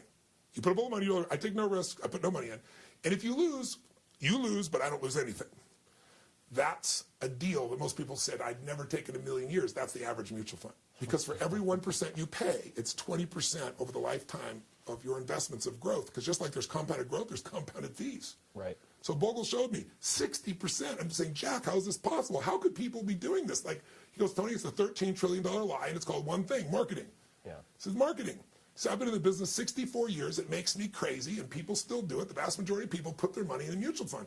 They had an index fund, and now he's come to be the largest mutual fund in the world with an index fund now with $2.5 trillion. I mean, Jack has been modified, but most of the smart money is there. It's not the average person's money that's in the index today. So I go through these lies, and what you don't know in the financial world will hurt you. And the one you're talking about is just the average rate of return. You want to be seduced. When you look at the rate of return, Bogle said to me, Tony, whenever you see what the rate of return was, and you're trying to evaluate that mutual fund based on its past performance, just know that number's not accurate. Dalbar did an incredible study, 20-year study. They found the average mutual fund owner over a 20-year period of time made 2.5% net. The market was 9.7%. That ought to give you a sense. So, I went to go do this book, and I won't mention the person's name, like all these incredible endorsements from everybody, Nobel Prize winners, right, self-made billionaires, all these guys. There's a particular person that I have a really good friend of, I won't mention the name, but it was ironic. He wrote me back and said, well, my team's read it, and they really don't think it's that, that's special. I thought, well, I'm not insulted by that, but it doesn't make sense to me. And then I found out this person has 6 mutual funds. Right? So it's like, okay, I get it, dude. Don't ask a barber if you need a haircut. That's my fault. I'm so sorry. Never should have asked that Sorry question. about that one. Yeah. I should have told them. So I should point out to folks also that it's some people are very math phobic. Part of the reason I went to Princeton, and it's funny, I was reading Carl Icahn's story and how he was told he would never get into any Ivy League schools, and he chose Princeton. Same thing happened to me. I was told I would never get in to a whole host of schools because, and this is kind of like your mutual fund guy, humans respond to incentives. Yes. And this particular guidance counselor is incentivized for what? To optimize, to be able to say X percentage of students got into their first choice school. So how do you do that most easily? Lower their expectations. Lower their expectations. But I am intrinsically not someone with a lot of math background. Part of the reason I chose Princeton over other schools is because they didn't have a math requirement. Yeah. And I think for a lot of people listening, they may be like, oh my God, percentages and compounding, it's very overwhelming. And I think that part of the reason your book had to be as long as it is, and a book should be as long as it needs to be, yes, is that if you were to try to compress it into 100 pages, it would be like watching a 3-hour action movie but getting a frame every 5 minutes. Yeah. You wouldn't, it would be too much in too little space. But when people read the book, when I read the book, you're leading people in a logical progression from building block to building block to building block, so that by the end, people are very, very savvy. And so people who might be thinking, oh my God, this is really a lot for me to absorb.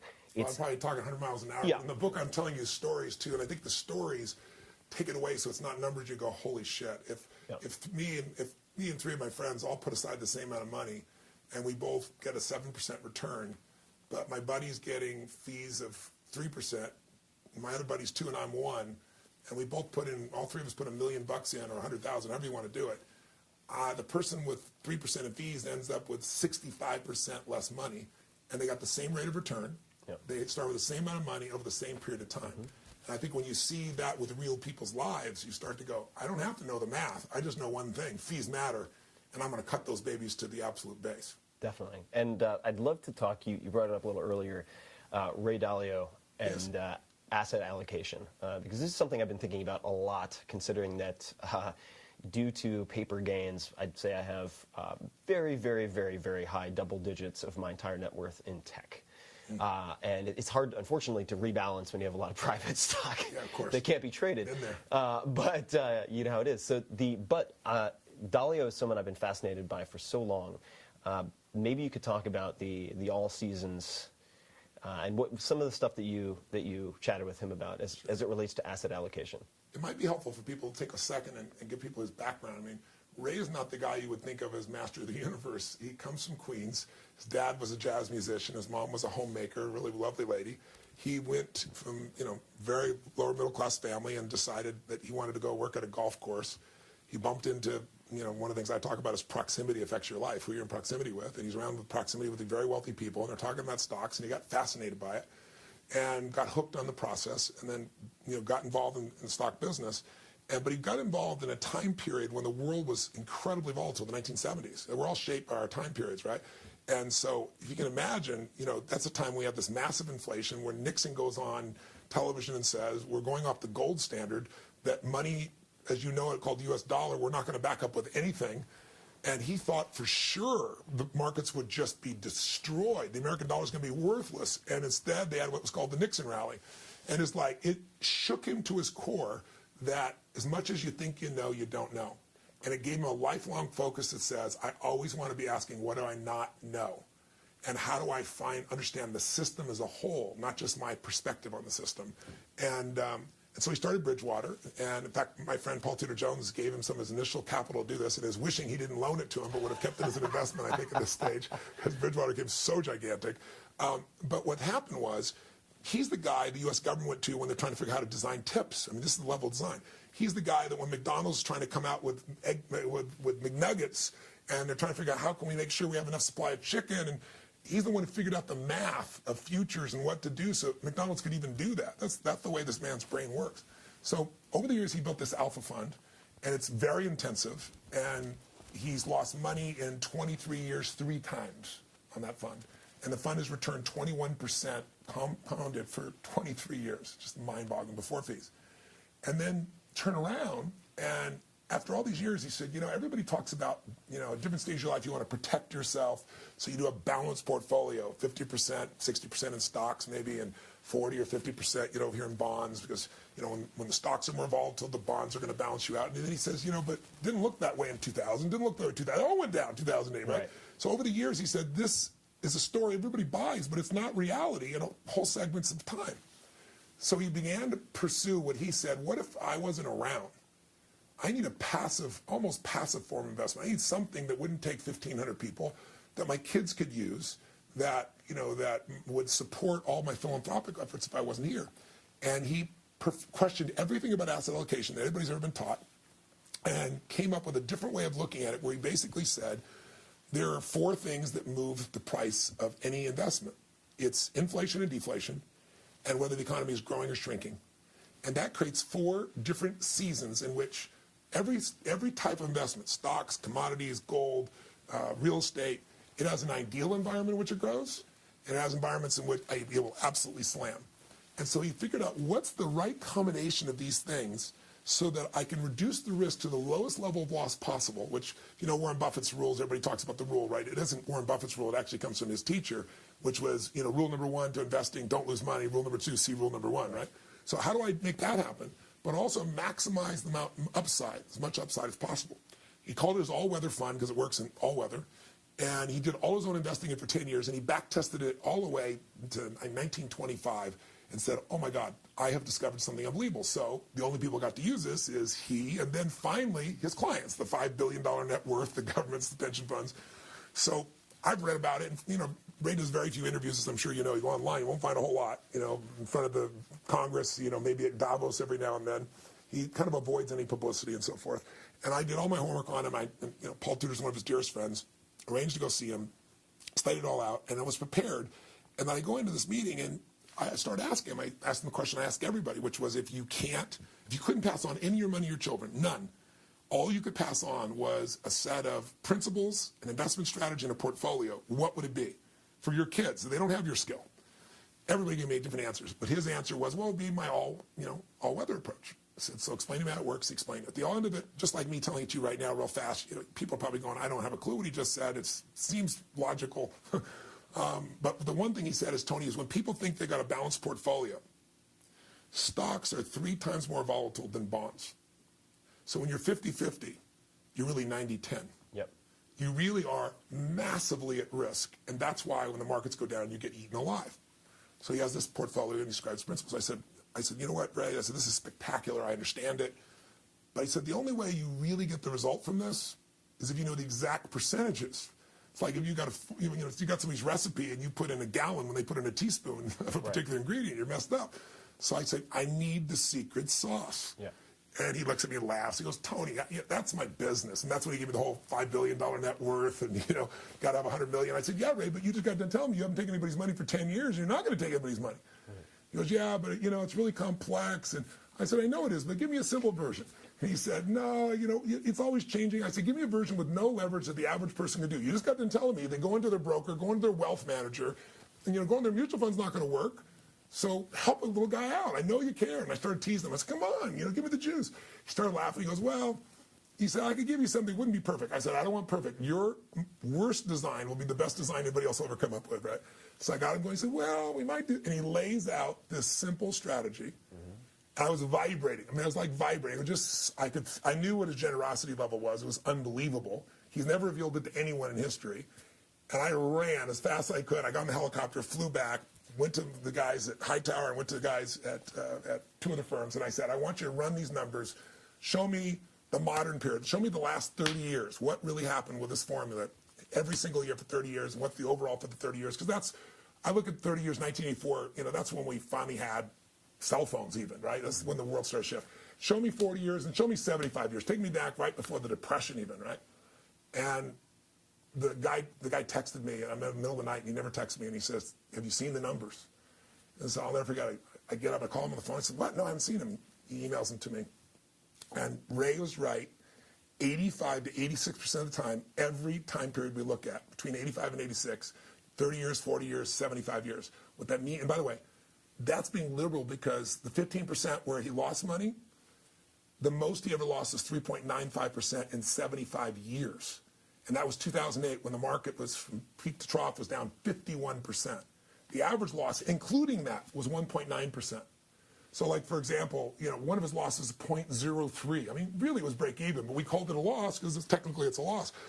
If you could go to Vegas and you knew that for 75 years, the strategy you used had been successful 85% of the time, and that when you lost, the most you lost was 1.9%, how much would you bet? How long would you continue to gamble? And it's hard to figure it out. So, I mean, I mismatched it. I took it to some very large institutions, and they're like, I've never seen anything like this. So a couple of people said to me, don't put this in the book. This is a business, man. This is a business. This will give you the lowest level of volatility, the highest level of return. It averages just under 10% return with that little volatility. It's mind-boggling. So I said, you know what? That's not the spirit it was shared in. I said, we can do this for people if they want to do it. We give that option, but I'm putting the book so anybody can do it, and it's in the book right then and there. And it's not the only one. There's strategies for everybody, but it's one of the more exciting ones that you'll see. Is there anything? Totally up to you, but is there anything you can share from what he told you about the all-weather? Well, I don't. And I will just say as a preface, look, yes. There's so much in this book. Number one, I've had also people say to me, for instance, I'm not going to name any of my close friends, but 4-hour body, blah, blah, blah, that's fine. Give me the index card. And so, I know. And I give them the index card, and there's context missing. Exactly. And they also, it's not just because they can't in some cases do it because they're missing the detail, they won't do it. So get the book. Do yourself a favor. I'm not holding back on that. I don't think it'll be a damn book anyway. No, the reason I wouldn't share that is because it'll be out of context. But even in the book, I tell people in the first chapter, I tell them this result. I give one example. And I say, I know the first thing you're going to want to do is turn back to that section of the book. Look, and I said, you can do it. But I caution you. There's a syntax. Yeah. There's a sequence. The dog bit Johnny Job the dog. And if you will go through this sequence, it's going to be more. If you know that portfolio, but you don't know truthfully what your risk tolerance is, you don't know truly what your personal goals are, you don't know what you need to avoid on the fee structure and the tax structures, then that return won't be very great for you. Yep. And more importantly, you won't go through the psychology. It'll make you actually follow through for a while. But if people want to do it, by the way, I then went to Hightower, which is the 5th largest registered investment advisory in the United States, $30 billion in assets, 13th fastest growing Inc. magazine company, fastest growing company. Amazing. Elliot is the CEO. Blown away by this man. I did an interview with him, and I left there going, this man is committed to total transparency. This man blows out all those fees, all this, to say it in the nicest way possible, screwing over that happens to most clients. He eliminates that. He's a former litigator. He's got a moral code that's pretty intense. I loved him. So I came back and I called him up and said, let's meet again. And met again. And I said, I got a challenge for you. I said, how about you do this for everybody else? He said, what are you talking about? I said, how about for the average man that really needs it? So what are you talking about? I said, bring that ultra-wealthy advice to them. Show them on a small scale how they can do what your ultra-wealthy client does. He goes, Tony, you can't make money doing that. I said, you don't need to make money doing it. And I'm doing a book. I'm not making money doing it. I said, a part of our life has to be for something more. And I said, I know that's what you're about. I said, but I'm not talking about putting your business at risk. I said, let's use technology. Technology with live people, the balance. Mm-hmm. And so we built together a site. I put them together with this group called Stronghold, which is brilliant. They've been managing my money for me for about the last 7 years. AJ Gupta, he's actually the person that Charles Schwab put on the cover of most magazines for the last year as kind of the face of the 10,000 registered investment advisory fiduciaries around the world and around the country. And the two of them got together, created a site. It's kind of like Check Your Broker. So now you can go online and you can put in all your accounts. It'll aggregate them. It's a patented technology. You get to see, what your real costs are on everything, all in one picture. So there's no BS. Versus what you could have the same investments for. Right? It's like, why would I pay more? Second thing it does is it shows you what your real returns have been combined versus what you think they are. And third, it shows you what your volatility levels have been, the amount of risk you're taking, so you know. And then fourthly, it does a comparison to that versus other portfolios, including the one designed by Ray Dalio. And you can go, wow, do I want to do this? If you're a person like half the U.S. less than 25,000 of investable assets, you get to do the whole thing for free. It's given to you, you go do it. If you are not, you have more money, you can still do it for free. You can do it yourself. Or you can push a button and say, I'd like you to become my registered investment advisor, and somebody can do it. So I got to do it saying, most of these people you're never going to see anything from, but wealthy people started not wealthy, right? And so it's really cool. It's one of those few corny as it sounds, win-wins, right? These guys are adding value. I got them to do it, and now they're proud of it and excited about it. So it's a cool thing. So what is the question, URL? The URL is what is it? Strongholdfinancial.com. I got to double check, but I'm pretty sure. We'll double check that and also go in the show notes, guys. You got it. You were saying, to answer my question, I don't want to cut you off. Oh, which one? I'm sorry. I've had a lot of questions. Yeah, well, which one? You know what? Well, let me highlight a couple things. Oh, you answer your question. I said I don't want to come in here because even the book I don't do it to get there won't mean anything to you. I'm not holding anything back. You can go to the bookstore and open it up and read it and not pay anything. I don't give a shit. But I think you'd be doing yourself a disservice. What you really want to do is take yourself to the process so that when you get to that point, you can decide, do I want that value to be 20% of what I do, 5%, 10%, none, 50%? Because there are many different strategies in the book, and including, as you said, David Swensen. David Swensen is the most successful institutional investor of all time from Yale.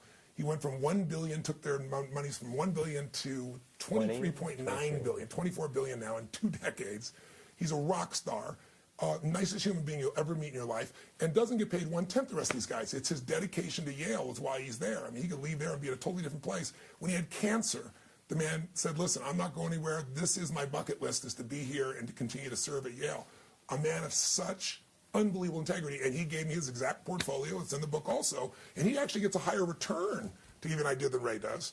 But you have to go through a hell of a lot more volatility, obviously. So that's why your risk, you see why you got to know what your real, what you think your risk reward is in your mindset versus what it really is. You'll know when you go through the book. If I can make a request, yes. I would love for you to interview the guy who hired Swensen for Yale, because talk about the best hire of all time. No kidding. I mean, just the psychological profile in the guy is so unique. Yeah. So a couple things I'd love to just underscore for folks. The first is, and again, this is pulling stuff from the book. I'm going to paraphrase some of it, but I think it was Dalio who said something along the lines of, like, losers react, winners anticipate. It's actually me, but that's okay. It's you. I'll give it to Ray Well, you know what? It'll sound Take better that as a compliment. No, but the point being that and I guess Mark Twain quote is also in there, which was what history doesn't repeat itself, but it rhymes. Yeah. So there are going to be crashes. There are going to be black swan events. And you want to have a plan in place for when that happens. Exactly right. And the more you can automate your many of your financial decisions, know when to hold them, know when to fold them, and actually have a plan going in. So if you buy something and have no plan for selling it, you're going to be subject to sort of impulse reactions that will cause you to do what the vast majority of people do. They buy high and they sell low. So what is in this, what we're talking about when we talk about asset allocation, among other things, just to sort of try to distill it for people as a concept, is that you have uncorrelated or inversely correlated buckets, so that if one portion of your investments goes down because of inflation, deflation, fill in the blank, there are others that go up, which mitigate your risk. That's correct. And what you notice, and I live in Silicon Valley, I'm very involved with tech. That's sort of been my sandbox for the last close to 10 years, I guess. And what you notice about the best, 95%. So talk about venture capital is very similar to mutual funds. So it's the vast majority are horrible. As a class, they're terrible. Yep. However, if you pick the unicorns and you use the same term, Reid Hoffman or there are a handful who are very, very consistent. And so what I've tried to do, just like you did with a lot of these hedge fund managers, is look at what separates them. And what separates them is you have the vast majority of tech investors who think high risk, high return, I've got to swing for the fences, I'll be okay as long as a third of my startups lose money, a third break even, and a third make money. Wouldn't be nice if life worked that way. Yeah, it doesn't work that way. Whereas the guys who are really good realize that there's a power law distribution. One or two of their investments are going to make up for all of the losses. And the very top of the top, even though they don't talk about it publicly, if they have a lot of their personal money at play, have thought a lot about asset allocation. So if they're heavily vested in tech and it might have an IPO, blah, blah, blah, they have an entire basket of shorts on the NASDAQ or whatever it might be, so that, by the way, it's not always high risk, high reward. If their tech goes to hell, they have enough money that is betting it's going to go to hell that they don't lose a lot of money, if at all, or maybe they even make money. That's absolutely true. And so I think it's, a way of doing it that you mentioned. I think your brain may have been going this direction. Maybe I'm wrong, but Ray Dalio actually said something in there that stuck with me brutally. He said, I don't care what it is that you think you're great at investing in or you like. Most people invest in what they like, real estate or stocks or bonds, or what they think they're good at or what they've been raised with. He said, whatever asset class you invest in, I promise you, in your lifetime, it will drop no less than 50 and more likely 70% at some point. Yep. And he said, that is why you absolutely must diversify, because you're saying, but I can make so much more in this side. I've had people throughout the years, I teach this bucket theory, this idea that if you want to do is make asset allocation simple, it sounds like such a big word. Yeah. It's just buckets. Some of my money is going to go in a secure bucket. Mm-hmm. That bucket is like a church steeple. It's not going away. It's very secure type investments. Its upside is not gigantic in terms of speed, but you know what? The compounding process, if you give it enough time, those low returns are giant returns still, but you're not gonna lose. And then there's this bucket called, what most people call growth bucket, I call risk growth, because it's really risk first. Yeah. And on that, I'm taking bigger risks for potentially greater rewards. And now the question is, how do I balance these? Am I 60-40, 50-50, 80-20? And that's designed really by three things. Number one, what's your real risk tolerance, not what you think it is. Yeah, and they're never the same. They're never the same. I do these wealth mastery programs for years, and invariably I'll do some crazy thing like I'll say, everybody stand up, make change. They look at me and go, make change. And they start reaching in their pockets and making change. And so somebody will pull out $5 and $10, and somebody pull out $100, and someone will come up and they'll take it and give them $5, and they're like, they don't know how to react.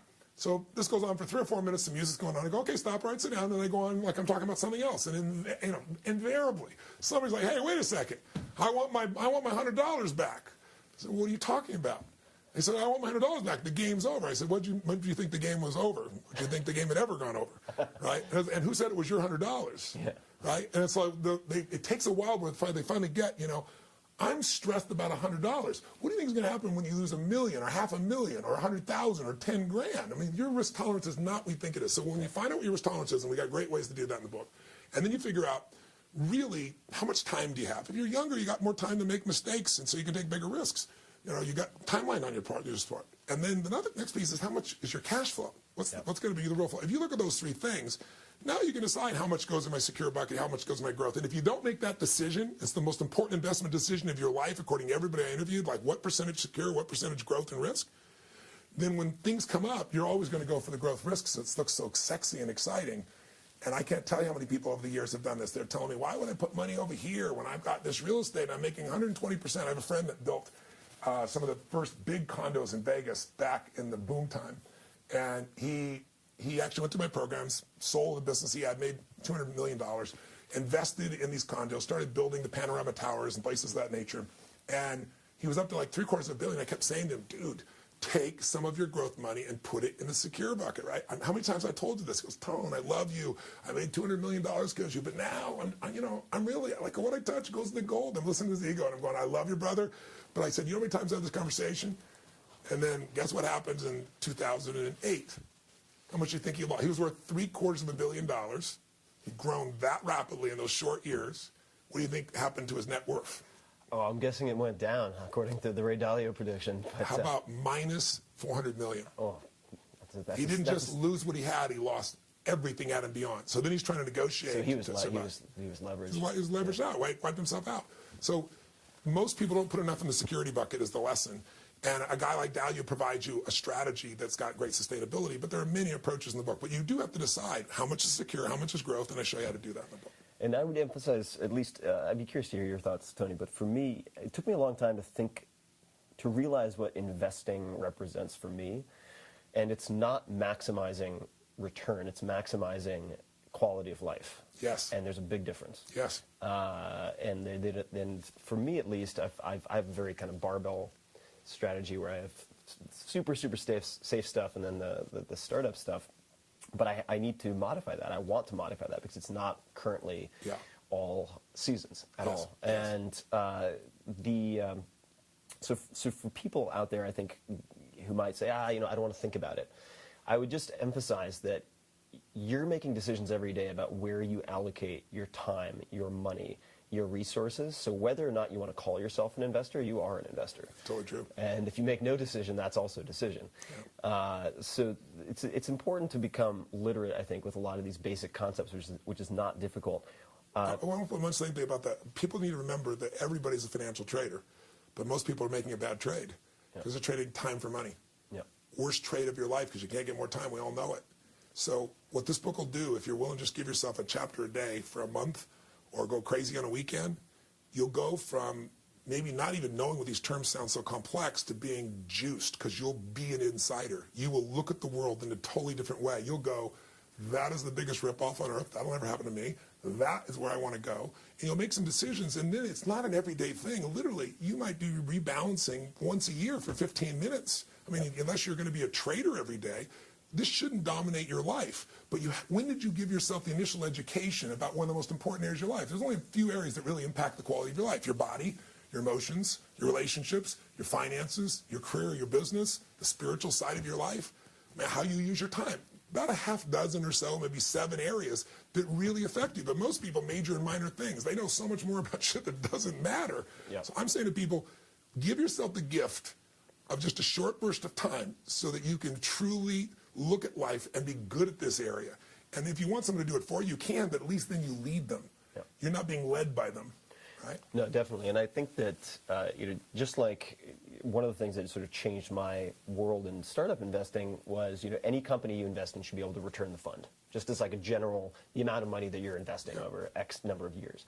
And just like the sort of $1 to $5 principle with Tudor Jones. And there are a couple of pithy heuristics, like rules of thumb, that I think will change how you view not just money or stocks, but the world in general, such as assume, in the Dalio case, that your favorite area, your kind of pet investment bucket, is going to decrease by at least 50% in the next X period of time. 50 to 70. 50 to 70, even better. 70 will get your attention. Yeah, that'll get your attention.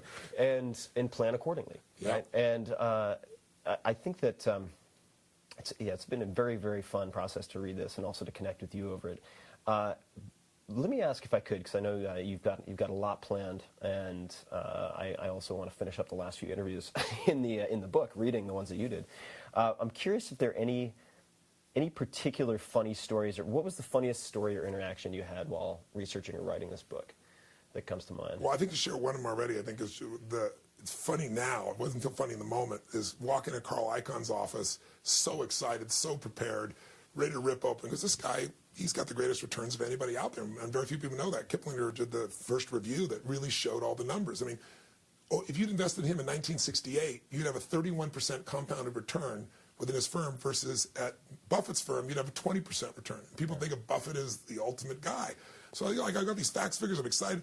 And to have him literally throwing my video crew out the door and then telling me no audio, and I'm like, how the hell am I going to keep up with this guy capture the notes? So that'd be one. A fun moment was introducing Carl Icahn to Jack Bogle. They didn't know each other, and they're fans of each other. So it's like I came from being an outsider to now introducing them. But most of the time with these guys wasn't as much funny as it was fascinating. It was just seeing the level of they play the game. It's like with a great poker player. They know the psychology, they know the numbers, they know the probability, and you just realize why most people are never going to win, because, they're not going to win gold medals against these guys that are playing this game day and night and day, So, and some of that isn't new to me just because Paul's been my dearest friend for, 21 years now. But it's fascinating to see that in every industry, in every sport, there are a few players that play at the highest level, and they have one thing in common above all else: hunger. But it's an unquenchable hunger. You have that hunger. I see that in you. That's why I'm a fan of your work. It's like you're going to keep finding the answer. Doesn't matter what answer. You got to want to know more. And every one of these people has that. And it's fun to be around them because there's energy in every one of these people. They have different styles, but there's an energy. And that energy is driven by that desire, that hunger to know more.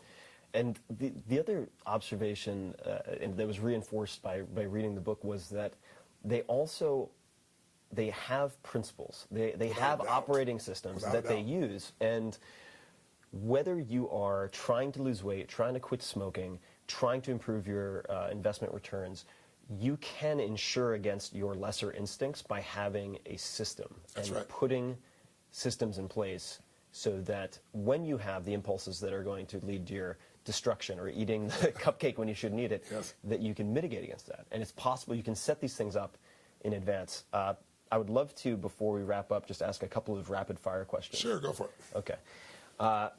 When you think of the word successful, who's the first person who comes to mind? Gosh. I like Richard Branson. I don't know why that's the first thing popped in my head when you said that, only because I think he lives so passionately. He lives life on his terms. There's no bullshit with him. He's having a good time. He's close to his family. Lives on an island like I do. I guess I like to. But he's an extraordinary leverage and very conscious man about society and what to do. His elders program and things like that. He's very socially conscious and yet still has a great time. So he'd be one of the first people I think of probably. What have you changed your mind about over the years? Any positions you've taken that you've reversed since? You don't have to be perfect in everything you do, including not eating anything enjoyable. That would probably be a big one, my wife would tell you. Gosh, over the years, you're always updating. I mean, I don't look at it as changing as much as updating and informing myself, If you thought of it as changing, I think you'd find resistance within your own consciousness or your own identity. And, identity plays such a strong role. It need to be consistent with what you believe. And that's why the political system is so messed up. Somebody can actually grow and they're seen as inconsistent. Yeah, it's a mess. It makes the political system not grow. It makes the system locked in place. So I don't think there's anything that comes to mind just real directly, but I think there's a constant upgrading. And sometimes it's those 2 millimeter upgrades that provide the biggest impact. Yeah. Side note for folks, it's also common among the top venture capitalist investors. Mark Andreessen, who created the graphical web browser, one of his mottos for Andreessen Horowitz is strong opinions weakly held. So he's ready to be corrected or update, as you mentioned. What would people be surprised to know about you? Oh, gosh, you should ask my wife that question. I don't know. Some people would not be surprised at all. People in my events would not. I'm a love bug. I'm the kind of guy that I can be brought to tears by seeing someone do the right thing. And yet I'll run through that wall, shake the building with 10,000 people in it. I'm a softie, really, truly underneath it all. That's what drives all this in me. Okay. I love to see people lit up. I love to see people happy. I love to see people freed. So I'm going to ask an unusual one, given that answer. What's the first face that comes to mind when you think punchable? Punchable. Oh my gosh. Well, I had an interesting meeting with President Obama. It was actually interesting. I was invited by Mark Benioff to come. It was for 15 of the billionaires there in Silicon Valley. I was in San Jose, and it was for the president. It was before the second election, his re-election. And I voted for the president, so I've been a fan of the president. But I was getting more and more frustrated by watching the style of politics, which was, creating greater and greater division. And there seemed to me a great level of inaccuracy and the promises are being made that very hard not to see.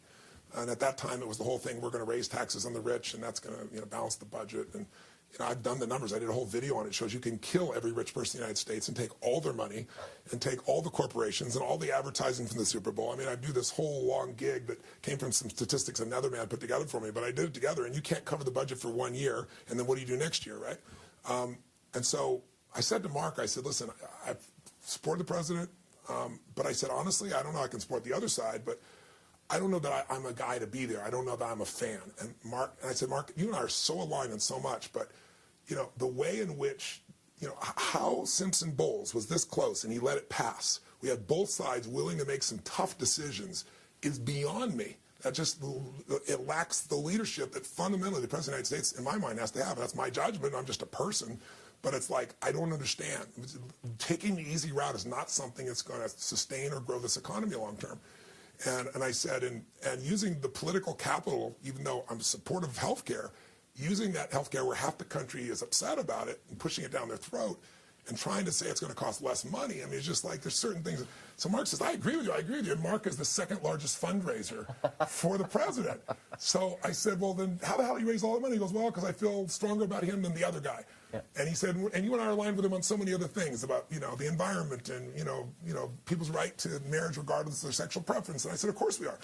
So he said, come and be there. I said, you know me, I'm totally respectful, but I'm honest.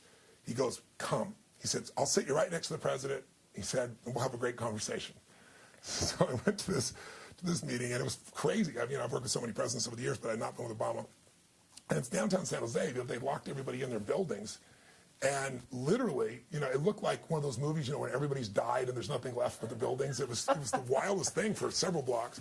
Took us up in this room. There was nobody else seeing. There was these 16 people, many of which you know from Silicon Valley. And I listened, and the president came in and was really wonderful, and he shared, some comments and said, I'm not here to give a speech. I'm here. You guys have built the biggest companies in the world. I'm thinking, not me. I don't fit that category. And so I wasn't going to say anything. And he said, but I really want to hear from you guys. So Mark turns to him and says, well, are you ready for some, real give and take, Mr. President? He said, yeah. And he goes, okay. Who wants to go first? And he points straight at me. That's what friends are for.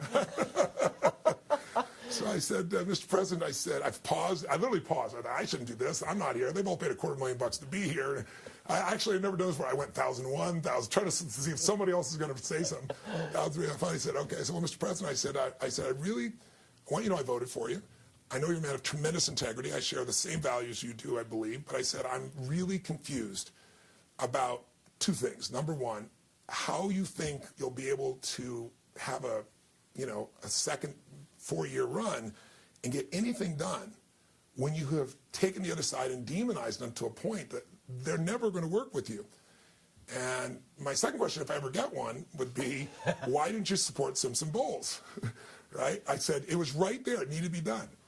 And he's long paused, and he said, well, those are fair questions. And he said, first of all, I don't think I've ever demonized the other party ever. And I just sat there, and I watched him say it. I was like, are you kidding me? I'm not a Republican, but come on. Right? Both sides have demonized you. And he goes, and they've been really unfair to me. And he went through this piece. And I said, Mr. President, that's happened with every president, to be fair. That's what they both do. And it's gotten worse throughout the years for sure. I said, but what about Simpson Bowles? And he said, well, Tony, and everybody does a research about who's in the room. The president knew. He goes, well, Tony, your friends, your hedge fund friends, he said, they wouldn't like it if we got rid of, the 15%, tax that they do. And they wouldn't, and he goes in, most Americans wouldn't like it if they got rid of their mortgage deduction and, all those things. And he said, I got a better plan. And I said, the better plan is you're going to raise taxes back to Bush on the wealthy.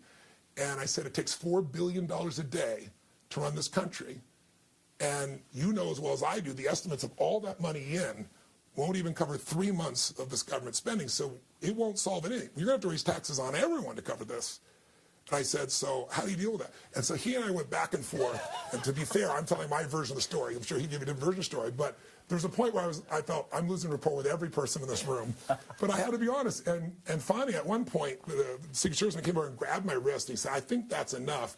And to the president's, didn't raise my voice. The president's, to honor him, he said, no, Tony's created some creative tension here. And he said, I'm not used to that in these rooms, but he said, it's a fair question. I said, President, I just want to know because I voted for you, and there are a lot of people I know that voted for you. I don't know if they will again. I don't know if they need to. You're going to win anyway. Yep. But I'd really love to know what to tell them about how you're going to govern with this level of division.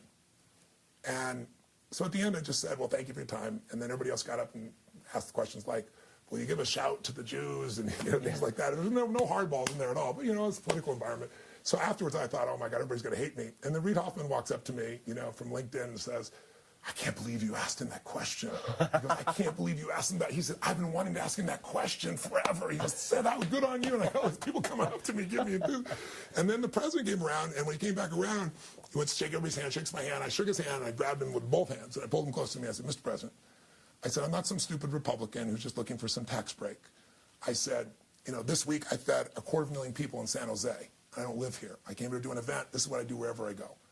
I came from nothing, and I don't forget where I've come from. I care as much as you care. But I said, I'm really concerned about your ability to get your agenda done in the next season of your career if you don't find a way to bridge your communication style with these people. Intelligence is not enough. You've got to build relationship. And he stared at me, and he said, how about you, we're into my chief of staff, and you come visit me in the White House, you and I one-on-one for an hour. And I was like blown away. I thought, I didn't reach him at all. It was mind-boggling. So Mark was right there. He goes, that was unbelievable. I love that. Mark loved it. I love seeing that energy back and forth. You can really help. So then about a week later, they were getting ready for these debates, and the other side called me and asked me if I would work with their particular candidate privately. And I'm not one side of the aisle. I want to see a debate that's real. So I worked with Mr. Romney, And that's the first debate they went in, and he did pretty well. And my invitation was no longer extended. So I wouldn't say punch in the mouth, but I'd say frustrated because here's a man who has such integrity, the President of the United States, and I think a classic human being who cares deeply, smart as a whip.